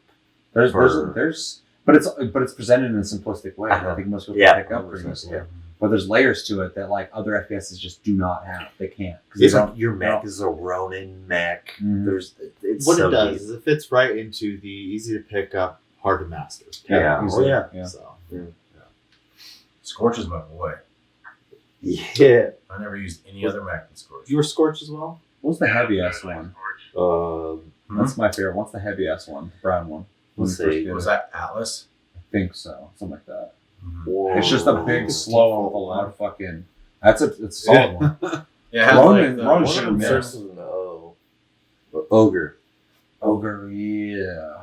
Who's Ogre? I don't think Atlas. so. I think It it's might it's be. Atlas. Anyway, But then we could be getting confused with Mech Warrior, where there is an Atlas in that. But no, Atlas is there's kind an of a Atlas. used. There's a an word that's Atlas. used. in- I feel so. I feel like it too. I just find out Atlas is always used as like a tankier. But like there's Thing. like you can be like a Yeah. a Well, and he- even in Code Vein, there's the Atlas class that's a tank class. So it's just funny. you can be like a say healer, but There's- like a medic in this one too. There's like just different like you can be. Oh, there's the speed boost that makes you run fast and Oh, heals dude, you at the yep. same time. Yep. Fucking solid. I love that shit. North Star, Ronin, Scorch, Ion, Legion, Tone. Legion. Yeah. Oh, my that's my right. favorite one. Legion. Yeah. Yeah. Yeah. Yeah, that's one that can have like a shield on its gun Yeah. and shit like that. That thing is just you walk in, you start fucking shit up. Yeah. That game is so crazy. Like that's So what's good. crazy about those kind of games. It's like that fucking game. It's like it's so Yeah, and it needs to be every brought to the masses. 'Cause every Titanfall or every Titan was different. yeah, Yep. yeah, they're all different. Fucking unique. Customizable. I mean, it's just like And anyone who plays Ronin would piss me off because fucking I'd either wreck him, be like, get the fuck out of Ronin, or they come fuck me up. Yep. And I'm like, get the fuck out of Ronan. Just Oh, stop, it's everybody. because you know anybody in a Ronin, anybody who played Ronin, And you I was had, like, you like, fucking weeb bitch. NPCs too. They That got you're really trying to good kill, or really bad at it. points. Yeah. God, man, that game is so good. Because Fuck. that's why I love Scorch, man, because you'd shoot them with his flare gun, pretty much, the napalm gun. Scorch is really good against ground units as well, though. Yeah, because he shoots out the barrels full Yeah. of gas that Yeah. can light up. Yeah, someone could be hiding in an area and just light the area up and shit. So, Oh, yeah. for time's sake, though, we should move over to Chris. Mhm. Unless anyone else has anything to add. No. All right, Chris. It's already been determined the winner, but what would you pick of the two? I would keep it really simple. I cannot, in good conscience, give a month forward, which I gave one of the games that happened. Fair. So it's gonna have to be October. Even though it'll be the show I didn't play much of. It's a solid game. I know it is. Yeah, not bad about it. It's a great game. But Monster Energy, Supercross, Moto, bullshit Twitter handles, Super I game. cannot further that in any way. God, that sucks for Titanfall. Yeah, it was paired with a shit Titanfall was game. Great. I played a lot of it. Yeah. Balance. That's So October, like November, just steamrolled. Mm-hmm. Yeah. All right. We are moving into the next You didn't give phase. yours. So you didn't give yours at all. Oh, shit. I was ready to move on. kind of dead. October just steamrolled. Just kidding. It gets my vote as well. I'm a huge Last of Us fucking fanboy. I'm an iDog fanboy. Last of Us is one of my favorite games of all time. Within 5 minutes of playing the game, I was like, this is one of my favorite games ever made. And I wasn't incorrect when I beat it. So yeah, it's a really big get. MLB The Show 19, I can't dock it. It's just not my style of game. But everything about it, it's got a lot of shit to it. If you're an MLB fan, it's got a lot of cool retro modes. It's got the simulator mode. It's got 4 different ways to fucking swing the bat, 4 different ways to pitch. You can play the game how you want to play, whatever's most comfortable. This game is designed for anyone who's into baseball to just enjoy themselves. So, solid game for the people who want to play it. It's just not for me as a genre. And then December, Titanfall 2. Dude, I love Last of Us. I love Titanfall 2. We've been talking about this whole fucking time. I'm one of those dudes who bought Titanfall 2 and was telling people, I was going out of my way to go online and tell people, please buy this. I want Respawn to be rewarded for what they're doing in a fucking stagnant genre that they are trying to fucking break out of. These are the guys who made all the great ideas that everybody took from Modern Warfare and Modern Warfare 2, and they're doing it again with Titanfall and Titanfall 2. Let's support this shit. You're fucking sick of these games. Support the ones that are fucking People trying to still change play the it. genre. People still play it. And they do, Just they do. playing And pretty and recently. it got There's the- received better than Yeah. Titanfall, which is good. I want it to be up there with Battlefield and Call of Duty. I want there to be a 3-way where Bring it. fucking they're like Mix. Titanfall versus COD versus fucking Battlefield. What's the best one when it comes to sales, reception, all that shit. It's not quite there yet. I'm hoping for Titanfall 3. And then Monster Energy Supercross can go fuck itself. It's shit. I'm not into it. And to be clear, it felt, and I've talked about this twice now, it's underdeveloped. Nothing against Monster Energy drinks, I drink them. Nothing against Supercross, I've rode motorcycles before. I've played motorcycle games. They're fun. I just To be played fair, a bike they're all game. advertisements. But But that's not my biggest problem. I know, but Yeah. I'm just saying, like all those, it's all like under. Well, and Monster is a sponsor of yeah. Supercross, so it's not But weird. Motocross. It's like if you monster play, trucks, it's like play a all wrestling advertisement. game, Yeah. and there's like advertisements on in Everything. the stadium and Yeah. shit. I'm not gonna go, oh, what the fuck? It's just an advertisement. But fucking, it's so underdeveloped, and like the AI is stupid. Yeah. It's inconsistent on what you can crash into. It's the tracks are the only thing that's decent about it. The fucking girl walks around, doesn't have actual pants on. Her legs are just painted black. I mean, it's like they literally just made the game as quick as they could because someone fucking wanted them to. Yeah. So that game not only sunk Titanfall 2, which I hate to say, it is the worst game of 2019 on PlayStation Plus. Amen. So yeah, October, Kill easy win. All right. So yeah, First bracket's done. I was about to skip it. I was like, okay, everybody likes October. Me too. Let's go. All right, so let's jump into the next bracket. Unless anybody else has anything to say, No. let's jump in. Okay, so we have in the next part of this January versus April. To remind everybody, January we had Steep and Portal Knights. In April we had The Surge, and Conan Exiles. Who goes next? Me. Josh. Make this easy. Steep and Portal Knights. All right. January. We have to go into what we thought about the games, but why'd you pick that over the other one? I just, in my opinion, Steep and Portal Knights just gave me a better bang for my buck. Fair. All right, so that's one And as vote. much as Conan Exiles is really fucking good, and in my opinion, brought really good ideas into the survival genre, Steep and Portal Knights just, it doesn't hold up on its own compared to Steep and Portal Knights. Yeah, for sure. Right. So one vote for January. Moving over to Cody, we got Steve and Portal Knights versus The Surge and Conan Exiles. Steve, for the accessibility that pretty much anybody can play, I think. Just hop in and play it. Yeah, from like Surge and Conan. Accessibility with The Surge. Yeah, you're not getting. You're gonna hate yourself after you play that game. You're gonna hate I'm yourself. kidding. It's actually a really good point because everything that's free, no matter how old or how young you are, anybody who's young is gonna be like that. Like, fuck this. Like, Or you're like an older dude. You're old. I mean, we're all in our fucking 30s. You're 30, right? Am I? How old are you? 29? I'm 30. I'll say you're right behind me. I'm just kidding. I'm just I'll kidding. say I don't know where I am right I'm now. closer to the next. People older than Bracket. us might want to come home, fucking chill, and play a game. And the game they got offered on PlayStation Plus is a lesser version of Dark Souls, Yeah. which is already difficult. And they're like, I'm not going to play that. So, yeah. No, and specifically, like we could just go, like again, like we can go, which we kind of already did, but there are reasons why we pick these certain games. But I feel like Steep is a game that anybody can really play, and if it's a free game that you're getting, for the subscription service, Steep is the best game to get because it's more bang for your buck. One thing I was really happy with Steep is I've been a proponent of Steep since it came out. I really enjoyed You it. fucking have loved Yeah, it. I've loved it since it came out because I was like, this is where sports games need It to be. makes my PlayStation hard. But it coming out, I think finally allowed people who just were not into that genre, because that genre's dead. It is. But it wasn't on their radar maybe, and they got to play it, and I think that's kind of cool. So it's a game that comes out, and I guarantee that whole if it fucking does, but Steep coming out on PlayStation Plus kind of gave it second life. It gave it a second chance, and I always like a game that didn't get to meet its potential for whatever reason. That happens all the time. Yeah. Titanfall, a game that needs to come out again and remind people, hey, I came out and I didn't do well for whatever. I mean, Battlefront 2, people ranting and raving about right now. The game's been out for like 3 fucking years. So I always kind of like a redemption story to a game that might deserve it. So yeah. So one for January, another for January. Yes. Yeah. So we got 2 down. Yes. Anything else you want to say? No? Okay. Chris. See, I want to vote for April because I like the Dark Souls games and I want to keep the story going, and it's my birthday month, but Steep is just too much value, and I have to go January.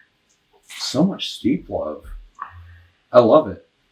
But We're old school guys. Yeah. That's your channel name now. Let's change it. We're Old school guys.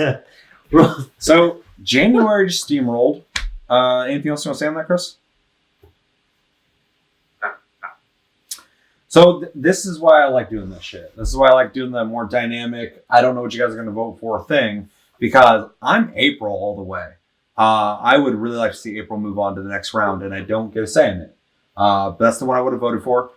Surge is passable. It's got its issues. It's got some ideas that I think are good that could have been done better. I love Conan Exiles. I had a fucking blast playing that game. Really a lot of fun playing that game. Out of these 4 games, I enjoyed it the most.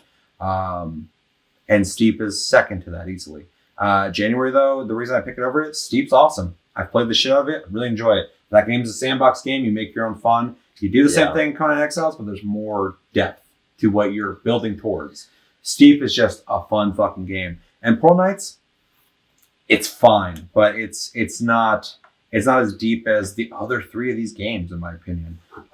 So April was just a deeper month, more reason to stay with your game and work towards something, which is more important to me. But yeah, I mean, I'm happy with Steep moving forward. It's multi-level ish because Steep is like a game that if you are not playing with somebody else, you could have fun with. Yeah, Conan for sure. Exiles, you can play. Mm. You're not gonna have as much fun See, if you're I'm- playing by yourself. I'm weird because I was grinding the fuck out of Conan Exiles with or without somebody. So I was really digging that game for the RPG. It felt like a single player RPG that you could play with people. Yeah. Yeah. It had NPCs and shit like Yeah, that. yeah. so- I was It's- exploring. yeah, I for was, sure. I was building up. Chevy would come. I'd be like, okay, server's open. If you want to hop in, he would hop in. He'd continue what he was doing. But like, I felt like it's the closest to like a single player action RPG, but in a survival world that I've experienced. And I really dug the progression of it. I was leveling my guy. He was getting better at what he did. And there's this world that was like mysterious and interesting things to find. Like I fucking love Conan. Did you Exiles. pick the Conan class? No. Or whatever that one was like because that was like the hardest one, which I was like, I'm gonna pick the Conan class, which is I'm like, okay, what I know from the movies, Yeah. which turned out to be the hardest class to pick. And I'm like, Oh, of okay. course. But it was like the hardest one that I picked, and I'm like, oh, no wonder why I hated it, because it was just hard. I did hear there was a class in the game that is difficult, so that's probably the one you're talking about. Yeah, I think it's I like don't remember the beginning of the game so much. Whatever Arnold was in the movies. I'll- No, Camel Puncher. So yeah, I would have picked April, but I'm more than happy to see January move forward. Chevy. Out of the 4 games, there's only one of them I play right now, and that's Conan. So I would also pick April because I'm probably the only one here who doesn't really care for Steve.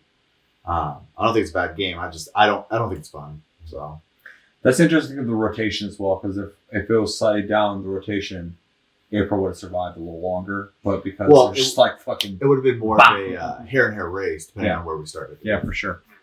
But yeah, so January moves forward, Steep and Portlands moves forward. The next 2 we got is July and I didn't skip anyone, did I? Okay. July and June. Just a reminder, July we had Detroit Become Human, Heavy Rain, and Horizon Chase Zero. Against June, Borderlands Handsome Jack Collection, Sonic Mania. I think both really strong months. I think Cody starts this one. go have some Jack, just because Borderlands is hot fire. Dope. Mhm. So June gets a vote, unless you have anything else to say. Nope. Chris. July. It's just the most emotionally impactful game this year for me so far. Yeah. So another vote for July. June, July, 1 vote each, keeping that fucking even. Oh shit, that's me, huh? I have to pick June. The reason I'm picking June is because Borderlands 2 is fantastic, amazing. I like pre-sequel. I don't love it, but I like it. And Sonic Mania is solid. It's a solid game, so that's a good fucking month. July, Detroit Become Human, awesome. I gave it an A+. I really fucking like it. Heavy Rain's broken. Couldn't play it. Got a fucking F. So A+ and an F. All at once. Quantic Dream, thanks. And then Horizon Chase Zero, I don't give a shit about. Forgotten. So 1 fucking complete banger, 1 huge fucking dud, and then a game that's whatever. Versus a game I love and a solid ass game. Mhm. So I have to give it to June. Okay. Chevy. 1 month has boots cemented to its feet and it's going down the lake real quick. So Borderlands has to win, That's unfortunately. dark. So, well, Wait, the Mafia. you got 1 broken ass game that, Yeah. that works for like half the people who play it and the other half don't get to play That's it. the thing. Fucking Supercross was chained monster to fucking Titanfall going, please love me. And fucking every game in July was just sinking to the bottom of the fucking lake with Heavy Rain. They didn't get to say shit. It was Detroit. Yeah. Yeah. Because Heavy Rain was busted for both of us at least. And then the other game, I still like. I'm gonna have to look up the fucking game because I don't even remember. You drive on a track like the old school Sega racers, but it's 3D. It has like fucking synthwave techno music, and then you just drive, but it's not. There's nothing clever about it. It's Rad Racer. Yeah, but So, not as interesting. Yeah. It's just like collect the coins and finish the race. Mhm. What was it called again? Horizon Chase Zero. Horizon Chase don't cheese. Turbo? So you voted for June. It's Horizon Chase Turbo. It's Turbo. See, yeah, I got that fucked up. I told you guys on Reddit I fucked that up. doesn't matter. I mean, it does, but it doesn't. It doesn't really. I told you guys I fucked that up. That game can't be remembered. Okay. See? That goes to the point. I feel bad for everybody watching this in the very beginning of the episode. Going like, it's fucking Turbo! It's fucking Turbo! Stop saying zero! I'm the guy on Reddit who fucking told you! It's not fucking Zero Dawn. Be that guy. That was one last hurrah for 2019. So do we already have 3 votes for June? Yeah. Yeah. All right. So anything else? Josh? I would have chosen July just because for Horizon Chase Detroit. Zero. Detroit Become Human Turbo is a Alpha. fucking Zero. banger. And it was absolutely one of my favorite games I ever played during 2019. So A narrative game? That blows me away for you. That's good, dude. Yeah. That's fucking good. It's a good ass game. Because the year before, you struggled with them. He fucking tried to burn this bitch down over him. He's pissed. Anytime there's an narrative game, he's like, I fucking hate this. Times so are changing. June moves forward. Next one we're doing is November and October. Quick reminder, November was Neo and Outlast 2, and October was MLB The Show 19 and The Last of Us Remastered, which I think The Last of Us finally got a something to be rivaled by a bit. Yeah, so I think we start with Chris this time. Yes. Chris, go ahead. Just tell us how much you like baseball. This is gonna be a shocker. For me, it's November. Neo, because I'm still currently playing it all the time. And Outlast 2 was so immersive for me that I couldn't keep playing it. Now, The Last of Us Remastered is not bad, but it's also got the MLB show that month, so So you voted for which month? November? November. Okay. So that's 1 vote for November. This is a fucking. Am I next? Mm-hmm. No. Oh Yeah. man, I gotta go with October. That's right. I don't- baby. I'm glad you're stoked because I'm not, because I fucking love Neo, but Last of Us is like it's one of my favorite games ever. So it's like Metal Gear Solid was on this fucking list. I wouldn't be able to deny it, but and I'll be interested to see how it stacks up with another game I think is one of my favorite games of all time. But yeah, October, Last of Us, love it. And again, MLB The Show, not for me, but it's not a bad game. It's not Super Monster Zero Cross. But man, shout out to fucking Neo, man, and Outlast 2. That's a solid ass month. That's a month that for the 2 games is a more across the board for me. But Last of Us is just so fucking good. So yeah. So 1-1? Yeah. Okay. I mean, Last of Us. And only because Neo's only playable if I'm coursed into co-oping it. And Outlast I can't play. So as for Last of Us, it made an impression. So. Yeah. Okay, so that's 2 and 1. Josh. Well, like 2 and 2. Oh As much as I fucking love the Last of Us, I had to give it all around bang for my buck. MLB The Night. That'll be the night. Don't worry, Josh. Josh having a stroke right now. I took the shot. He's fucking. I don't remember where I am. You did this to me. I'm so glad he took that shot. Because That could have been you. I feel it, dude. I MLB feel The it. Nightmare. MLB The Show 19. Yeah. Yeah. All around value, that was a game I got no fucks for. And You're hurting Cody over here. just Neo and Outlast 2 are such banger months. It's a good month. Or such a banger month that it's just all around awesome. So What kind of madness are we going to get into if we give you another shot? I want to find out. I gotta go home. Well, You just took that shot. And you Not fucking.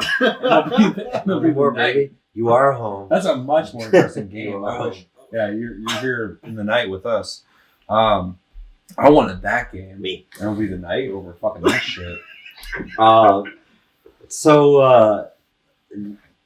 Neo is. I already talked about it before. Neo is great. The only reason why I'm kind of giving it, I feel like it has to go to Last of Us, but I'm gonna bring it home for the sports boys. It's a game that's like if you're into not even sports simulator, if you're into competitive Fucking gaming at all. Quiet down back there, boy. Quiet down, boy. No, I'm just kidding. But it is like you gotta hold it down though, because it's like it's a competitive. Like if you're into people play this game competitively on like for like rankings. Like people play these games for that. Say with Madden and all those kind of games. So that I mean, it is a very very solid game. That being said, these games come out every year. Yeah. So games like Neo, games like Last of Us, is, we're gonna get Last of Us 2, but a game like Last of Us only comes around once a generation, and that shit is solid as fuck. So that was a really good way to end that. Fucking one you get every year, one is once a decade. Yeah. So, or once a generation, as you put it. So yeah, technically it came out last generation. Well, you know what I mean. It came back, yeah, and it's still celebrated. So of that generation, for sure. No, that was a really good way to put that. So, but that you're an interesting kind of like trump card in this whole situation. Yeah. Well, I hang out with you, so you gotta be. Can I just say, weird little side bit? I think October's games and November's games should have been switched around thematically. Yes. Yeah. No, I thought October's picks were weird. Yeah. But I also thought December's picks were weird. Because that's like the last, like what we're getting in January of 2020, I think should have been December's games. Yep. Because like that a way to end the year. But again, I get the idea of starting the year big. Everybody got their PS4s if they didn't have them during Christmas. Now you get some fucking dope ass PlayStation games. Yeah, and the holiday season is at the end of the month even too. So. Yeah. But I think Outlast and Neo would have fit better as October games. Even though 100%. It's spooky, it's a scary-ish game. I think Outlast is and Neo has those themes stronger. I think October should have been 2 horror games. Yeah. I know it's not for everybody, but I couldn't play anything. Yeah, it's a spooky ass month. We need some spooky ass games. We could have 2 horror games, and one could be scary, but one could be thematically horror, and I'm fine with that. Yeah, Last of Us and Outlast 2 would have been fun. Oh, I'm not playing that either, but yeah. Okay, so you're very ambiguous, Cody. Mm-hmm. What did you vote for? No, you voted for October. Yeah. Oh, okay. Why are you trying to fight me right now, dude? I feel like you guys are both trying to fight It's each a other. cage match right now. That's what's Actually, I do have to say, he did not come out right and say it though. Oh, 100%, no. Maybe because I've been drinking, I got that fucking. No. I was just saying, like, I get that, like, you weren't like, it's October, so. I'm on the. Okay, we're doing the YouTube's thing, so I'm like, the last thing that I talk about is what. I'm trying to get that ad money after 10 minutes, or what? What ad money? Josh just wants to interrupt you like mid choice, and then also wants to go back and talk about his choice. So October wins. October wins. Yes. So you come over to I'm me. not confused. Hey, I know what my choice is. I'm not confused. Hey, do we have a plan for this section? We gotta have a buy. Yeah. Because we always do this, and I feel like we always flip a coin. Yeah. Does anybody have a coin? No. A 3-sided coin? No, we have to fucking flip. No, we have to flip between June and January. Because one has to take on October. We need to figure out a better system for this. That's not how that works, because they're all in the Well, same tier. So it would be a 1 through 3. So I can do a random generator on Google. 1 through 3, yeah. Okay. Just ask your phone. And then Yeah, no, I got it. That one gets the buy. Yeah. Random number generator we use for game of the month every month. Make sure to watch that. And fuck. Okay, so this stresses me out because I really don't like letting something else dictate this, but we have to do it this way. I'm hoping it's January. So January will be number 1, June will be number 2, October will be number 3. Yeah. You ready? Okay. I'm gonna mash this button. I'm not hitting it once. Mash, baby. And generating randomly 3, 2, 1, and Same. oh man, I guess that's fair. October, MLB, The Show 19, and Last of Us Yeah, baby. has been eliminated. Oh, No. Eliminated? Yeah, it's not part of the next phase. That's not how that works. No, we give them a bye, so Bye it goes doesn't go up forward. against anything. It just automatically moves into the next. Oh shit! Okay, so that gets the bye then. So Yeah. so Fuck, okay. October. So that I guess that just moves on then. great. Yeah, just moves I was on. like, oh, this is fair. And then 'cause the this is other like two fucking- verbs. Yes, gotcha. Okay. So never mind. Disregard that. That moves on forward. We They've have been the next two. drinking. Yeah. Who? Well, I didn't hear the details of that. Josh? You've been drinking. He had that stroke and that was fine. Just yell at me all the Working my time. system. Shit. Works through the system real fucking fast. Okay, so moving into the next one, we have which one? January versus June. June. Okay. So again, remind everybody: January Steep in Portal Knights versus June Borderlands, Handsome Jack, and Sonic Mania. Mhm. Who's next? You, Chris. Chris.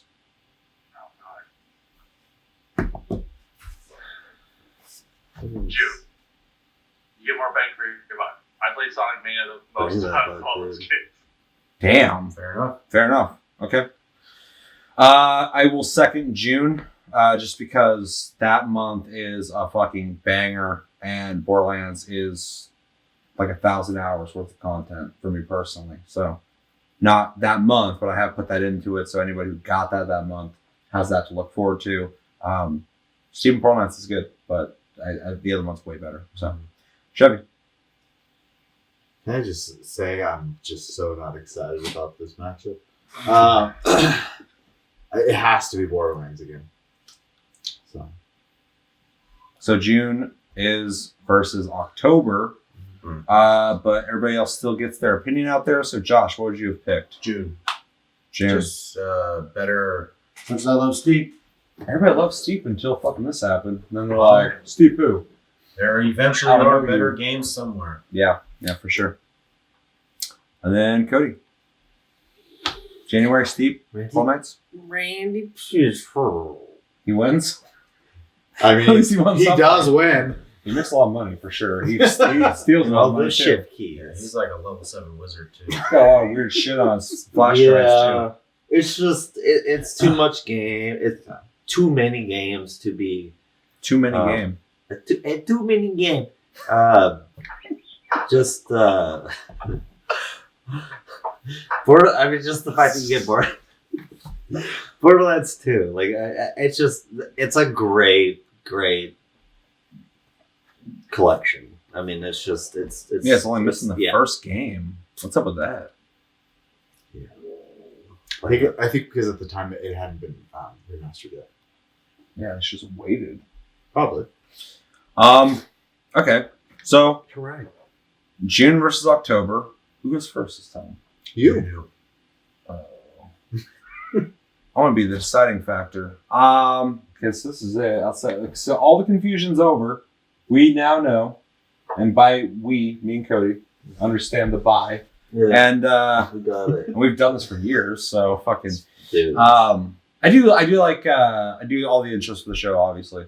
But fucking game of the month and fucking Plus Club, we do once a month. Every time we revisit those, I'm like, oh god, I haven't done this in a while. I'm like, I don't know if I'm gonna be able to do this. It's like once a year thing. So I'm just like, I had to like do research on this fucking channel to like remember how we do this.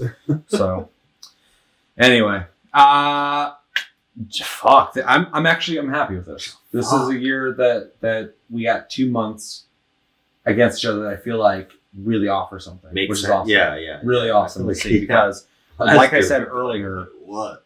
Borderlands 2, I never really put it up there with my like favorite games of all time.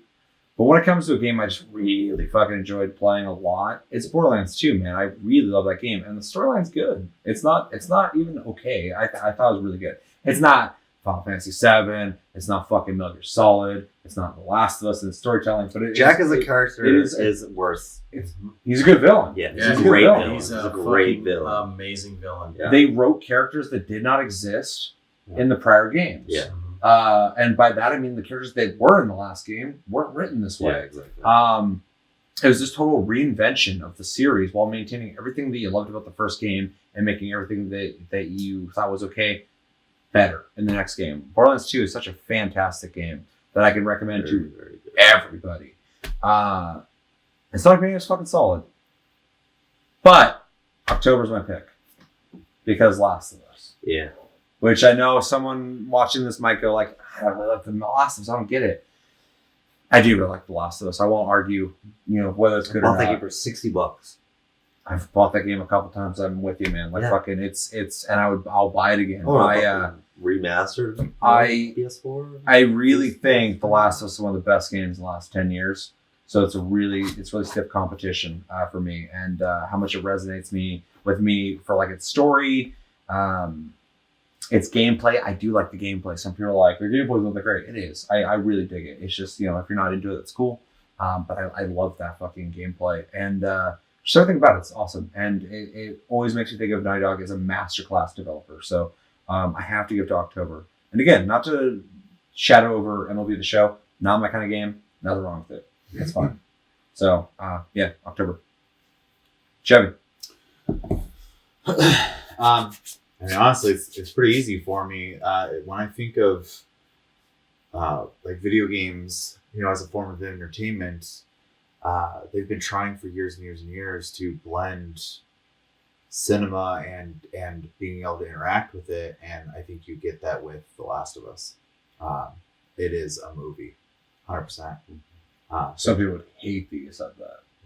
It is, because some people are like, I don't like games that have too much cutscenes. Sure, it's not for everybody. Some people want to play like a gameplay game like a Tetris or I can't think of a good example right now. Tetris is great. That's pure gameplay. But it is just pure gameplay, right? I love a cutscene though.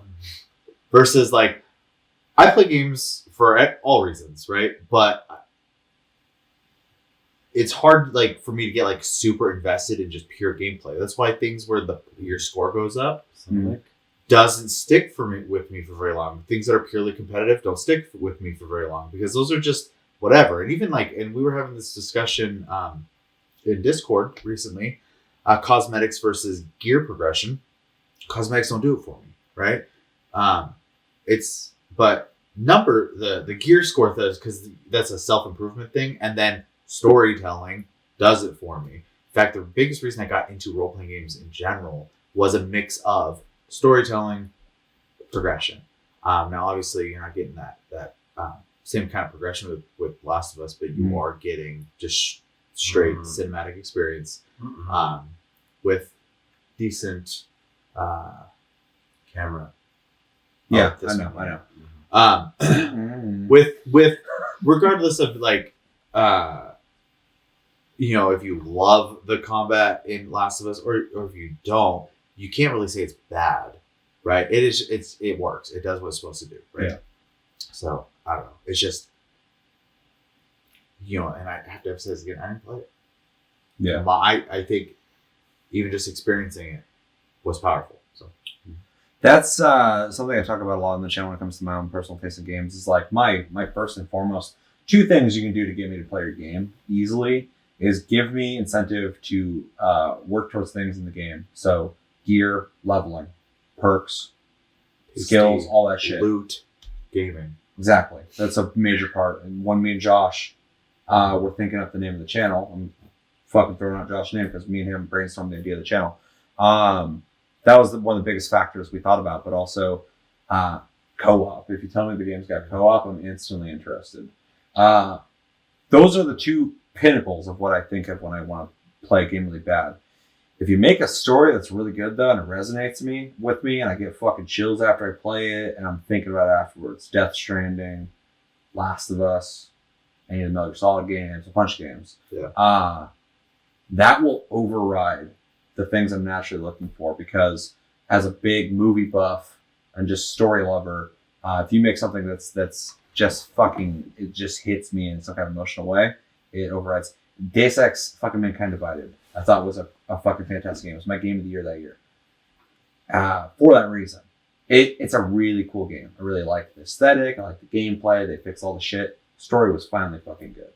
And Last of Us is the pinnacle of that for me. It's the stories, and I love the gameplay, but like the story's so fucking good.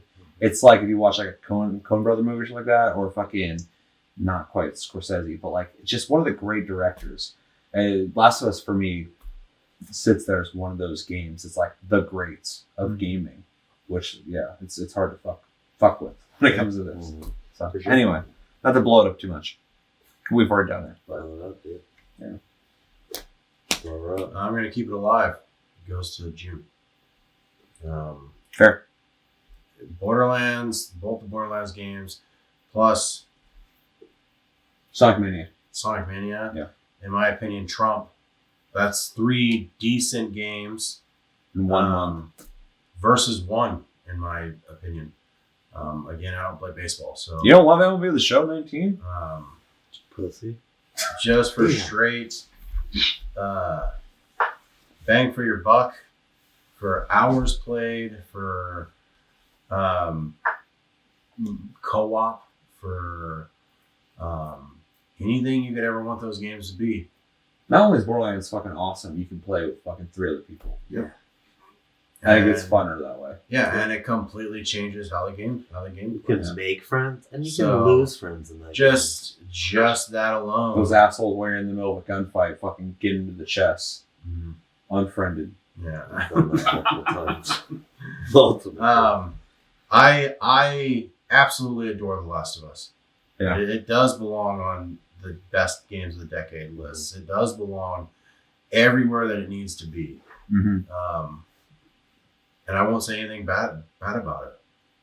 Actually, I will say one thing bad about it. In my opinion, it was a one-off. I played it twice because I played the remastered also. But like a one and done, you fucking beat it. And yeah, you got the. I will probably never beat Death Stranding again. It was my game of the year. Yeah. I want a new game plus. I want to go through the story again, but I don't want to do the journey again. Yeah, just because of my. Yeah, maybe that would ease it. Yeah. Because if I can just come out the gate fucking with the power skeleton. Anyway, so I have to give it to June just because to me there's more there's more entertainment for the common man there. No, I feel it. One thing I just kind of want to throw out there is like an interesting prospect to think about maybe when you're making a decision. Last of Us, I've beaten that game I think 8 times now, so I love that fucking game.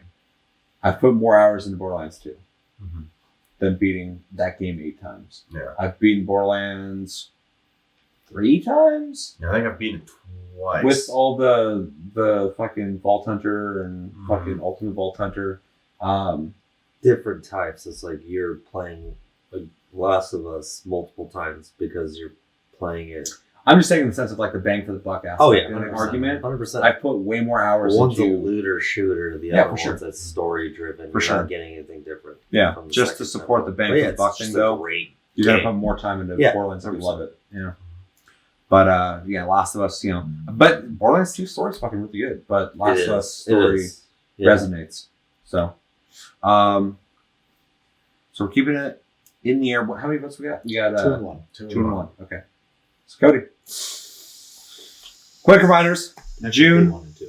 Borderlands Handsome Jack Collection. Sonic Mania versus October. MLB The Show 19. The Last of Us Remastered. I go Last of Us.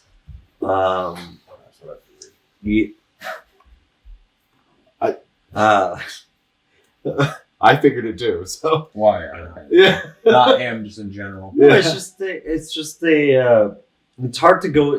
Whatever game is going against it, it just goes against this. Like this game was a console seller, legitimately. So you're getting this game for free, which is literally a game that if you own a PS3, you own a PS4 because it is remastered. You have to play this game. Like this is a game.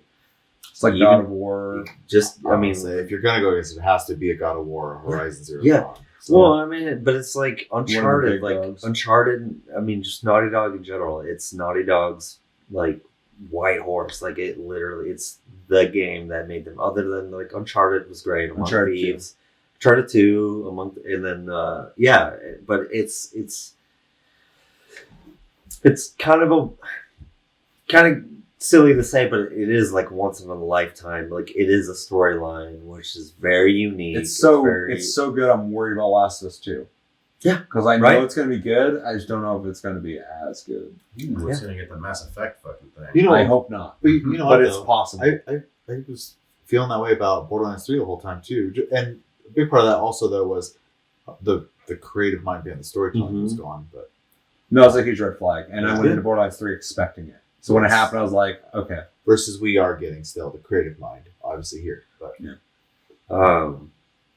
But no, but it's just like when, like if you had, especially like I'll go back to the PS3. Like if you had a PS3, you had to play that game. Like that was legit, and you wanted everybody to play. And I just remember that it's like nobody wanted it spoiled. I remember, you know, the roommates that I had at the time, it was just, you know, people like, you know, having everybody in the house and shit like that, just being like when everybody was like coming in the room, it's like, hey, get the fuck out of here. Have you played this yet? They're like, no. I'm like, all right, get the fuck out of here because this shit's crazy. Hey, get the fuck out of here. But it's just again, like it seems silly, but it's like once in a lifetime like gameplay. Like if you are not, and I'm not a huge story, especially now, I'm not a huge storyline driven person. When you're a Rocket League dude, you fucking you like that gameplay. That's gameplay straight games. Oh yeah, there's fucking Red Dead Redemption and fucking Last of Us. Like that shit is, don't fuck that shit up. Like that is like legit, like premium AAA gaming shit. And that's Naughty Dog stuff. So you're getting that for free in a month, and it's worth it. Yeah. So yeah, I agree for sure. October. So with that said, October is Taste of the Gaming's official best month of PlayStation Plus in 2019. I'm happy with that result. There's other games I would definitely be just as happy with winning. But before we continue the conversation, Chris, what would you have picked and why? For me, it would have been June. Okay. Because the amount of bang for your buck you're getting. Well, I acknowledge that Last of Us is a masterpiece of story. Just the amount of time I've put into Borderlands 2 alone is valuable enough for me. Like, the stories are great and they stick with you. That's fantastic. But, like, I want gameplay and I want to be able to play it over and over again and get the most money I can out of it. Because I don't got a lot of that shit, so I want to replay value. For sure. Just Borderlands 2 alone. Well, hundreds of hours. On top of that gameplay, Borderlands 2 has a great story too. So you're not even sacrificing story for that. I mean, it's what's his nuts fucking, I forgot his name. Fucking Anthony. I don't remember at this point. Anthony Birch. Yeah, Anthony Birch did for Borderlands 2 storyline wise is really underplayed because what they did for that series storyline wise couldn't be replicated with 3. I'll say they created an aesthetic. He created a world. Yeah. So. Yeah, because the characters in Borderlands 1, they feel like they're kind of plopped into that world. But Borderlands 2 feels like they've been living there and it's all realized. It feels like a lived-in area. Yeah. And just with the character development, stuff like that, before they were like these blank fucking like archetypes. Oh, he's a big buff dumb guy. She's the tough fucking sup chick. And then like later they're like, fucking Anthony Birch, like, I'm gonna make these characters into something. And he did, so. For sure. And even Handsome Jack. Yeah. In the end, he's like toying. The whole time he's toying. And all of a sudden shit gets real. Yep. And he starts going insane. Yeah. And, you can tell. And it's a character you want to defeat. Not because they're the bad guy, but because like, I have a personal vendetta against this dude. Yeah. Really good writing. This guy stands for. Yeah. But also, Borderlands is the closest thing you can get to Diablo in a first-person shooter. For sure. Yeah. Which we all love that kind of game, so. Yeah. That Anthem. Yeah, that and Anthem. Good old Anthem. The game that when I looked up fucking best and worst games of 2019, it wasn't on any of those lists. That's it just weird. doesn't exist. That's weird. No one wants to talk about it. I guess they're trying to retool it. Of course they are. Yeah. All right. So, good finish with the 2 games that or 2 months that had great games to them. Shout out to MLB The Show 19 and Sonic Mania for being a part of it, I guess. Both solid games in my opinion, depending on if you're into those or not. Typically we end these segments or these episodes talking about what months we would have wanted to win. And so I'll go through one more time. So just pay attention. Think about which month that you personally would have liked to have won. And then we'll talk about that briefly. So doing one more recap backwards. In December, we got Titanfall 2 and Monster Energy Supercross. In November, we got Neo and Outlast 2, which is a fantastic month. October, we got MLB The Show 19, Last of Us Remastered. September, we got Batman Arkham Knight and Darksiders 3. In August, we got Wipeout, Omega Collection, Sniper Elite 4.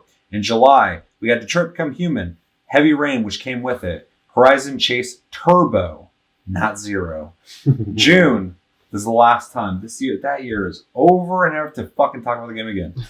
June, we got Borderlands, the Handsome Collection, Sonic Mania. And then in May, we got What Remains of Edith Finch, Overcooked. And in April, we got The Surge and Conan Exiles. It's probably my second runner-up, honestly. March, we got Call of Duty Modern Warfare Remastered and The Witness.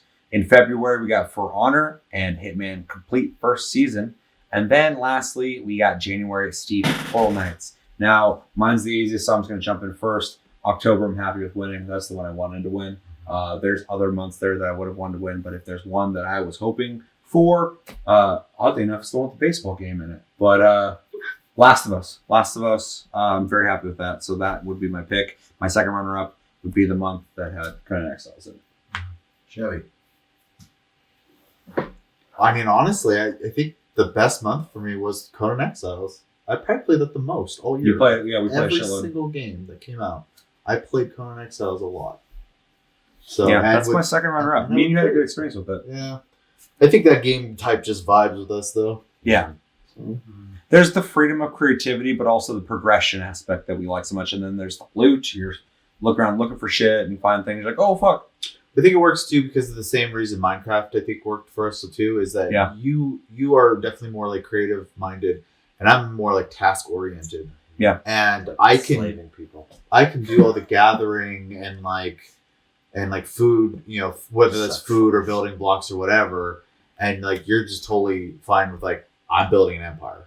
Me and him were playing fucking Astroneer, and he was out finding all this shit, and I was like organizing the fucking base and shit. And he's like, I'm just gonna leave this here for you. You can put it somewhere. I'm like, okay.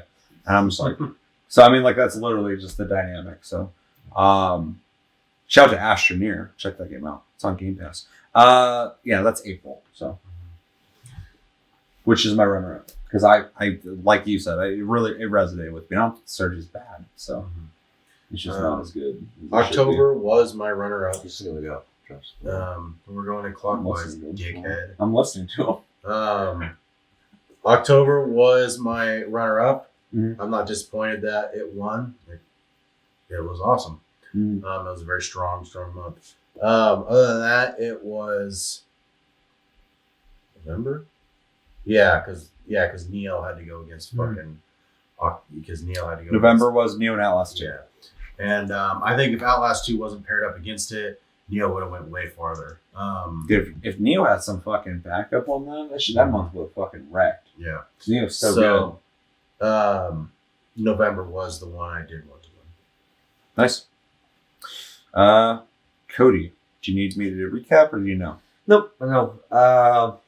I'm glad. I mean, I've wanted October to win. I runner up. I think would just an honorable mention would be September with Arkham Knight because that game was fucking huge and solid, and if you're a Batman fan, you will love that game. Yeah, there's a lot to it. See? Yeah, so October as well makes sense. Mm-hmm. And Chris, this is a hard one. It's kind of a toss up for me. November because Neo and Outlast are really good games that I still play to this day. But I think the runner-up for me was July. I really wanted Detroit Become Human. I think it's an amazing game. And I think Heavy Rain was a great game for how old it is. It just sucks that you guys couldn't play it. Broken as fuck, dog. On 2 different PS4s, one pro, one not. Yeah, but I think that if you guys had played it, I think it would have made it a lot further because those are 2 really heavy, well done storytelling games. Did you play it before, or did you just play it for this when it came out? It was on Plus Club once before already, so. Heavy Rain gets bundled with shit a lot. Okay. It's weird. But I think this was the month when the soccer game was supposed to come out, and they changed it with it. yeah, which is weird. A weird thing that we haven't really seen Sony do before. Because Konami's like, we didn't do it. And I'm like, oh yeah, Sony got rid of it and put in Detroit Become Human. yeah. I was stoked for that. But there's a lot of people who are really upset about it on Reddit. The thing is that no matter what Sony picks, no matter what, people bitch. Because it's not what they wanted. I'm happy with Detroit Become Human, but I do think it was kind of cowardly for them to fucking back off. From Well, something like that. and the problem, the whole point I was getting to is like you can go on the Twitter or even Sony's official forums as soon as they do their announcements, and just people like, oh, I'm canceling my PlayStation Plus. I'm getting Xbox Game Pass. This No, is they're not. or Gold Live. That ain't fucking happening. This is not worth my Super Bowl to think. And if we want to get into that, that's a separate discussion. I would argue that no matter what you're getting, pretty much up to you're getting your $60 worth. But They always do those things too, like at the end of the year where they're like, you got this much money worth of shit. And it was like, I think it's like hundreds of dollars worth of shit. yeah, I think Xbox did one year was like $750. they're giving, if you bought those games yourself, which obviously you're not choosing to buy them, Yeah. but if you would, the value is insane. Backlog So- that shit. There's sometimes 40 to And 60 the argument games. was You don't want to play it now. You might want to play it fucking a year from I now. said Neo and Outlast 2 were Shit. straight $60 games. I think Outlast 2 was 40, but yeah, Oh. when it came out. But yeah. I easily, like this last year, I've done that with more than a few months worth of games. I've just gone back to the catalog and just been like, oh, like what do I feel like playing? Like, oh, I'm into this kind of game, so let me go here. And it's like, even though like, you know, they're all paired up with all these other games, like some games are obviously a little bit less like duller than other, you know, the other titles, but it's like there's something there for everybody. That's the thing. It's like you're getting 2 games. It could just be one. It could, you know, but it could be well, honestly, yeah. But it's just there's something there for everybody. So it's not going to appease everybody, but there is something there for everybody. Yeah. So everybody picked what they wanted? Yeah. Anything else you guys want to say? I'm just going to close it out by saying I think 2019 was probably one of the best months in PlayStation Plus. Or years in PlayStation Plus.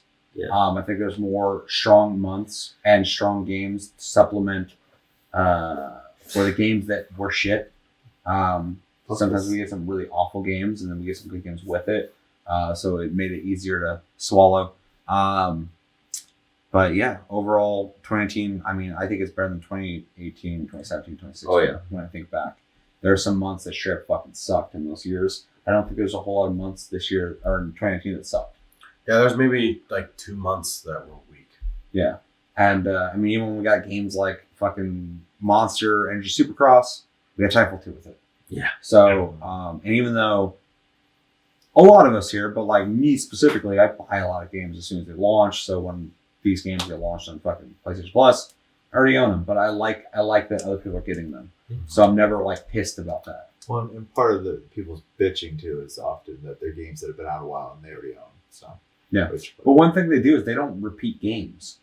We're like, I just bought that game. And they now do it's sometimes, free. but it's super rare. Rarely. It's Yeah. not. I mean, if you were to fucking have like a goddamn statistic of it, it'd be It's super rare. it But wouldn't even matter on a graph. But when that happens, it's always like there's a reason why. Like if you had bought it before, it's good, and let's get everybody else on board. The catalog's just big enough that they can fucking have 100%. random new games every fucking month. So Yeah. really good month, really hard. I think that this whole thing that we do was harder this year than prior years. We've had a couple of prior years where it was like a big surprise. We're like, oh, that one. Okay. Interesting. This one, Weird. like, that makes sense. That makes sense. Mm-hmm. But it went up against something I had a hard time. I feel like we had a lot of neck to necks Yeah, for this year more than Because a lot of times it's like, blah, blah, blah, one. And then it's like, oh, blah, blah, blah, blah, blah, blah. It's the same thing. And we're like, you fucking knew it. Yeah. So unless anyone else has anything else to say. Nope. Let us know in the comments, what was your favorite month of PlayStation Plus in 2019? Do you think we got the right one with October? Is there one you think is even better? What's a runner-up of yours? What was the worst game of PlayStation Plus in your opinion? My opinion, I think, is Monster Energy Supercross. And not because of the monster aspect, because it's an undeveloped game. It is my fucking drawn to death, or whatever the fuck it is, Of the year. of 2019. Because that game was insulting when I played it. I was like, fuck you.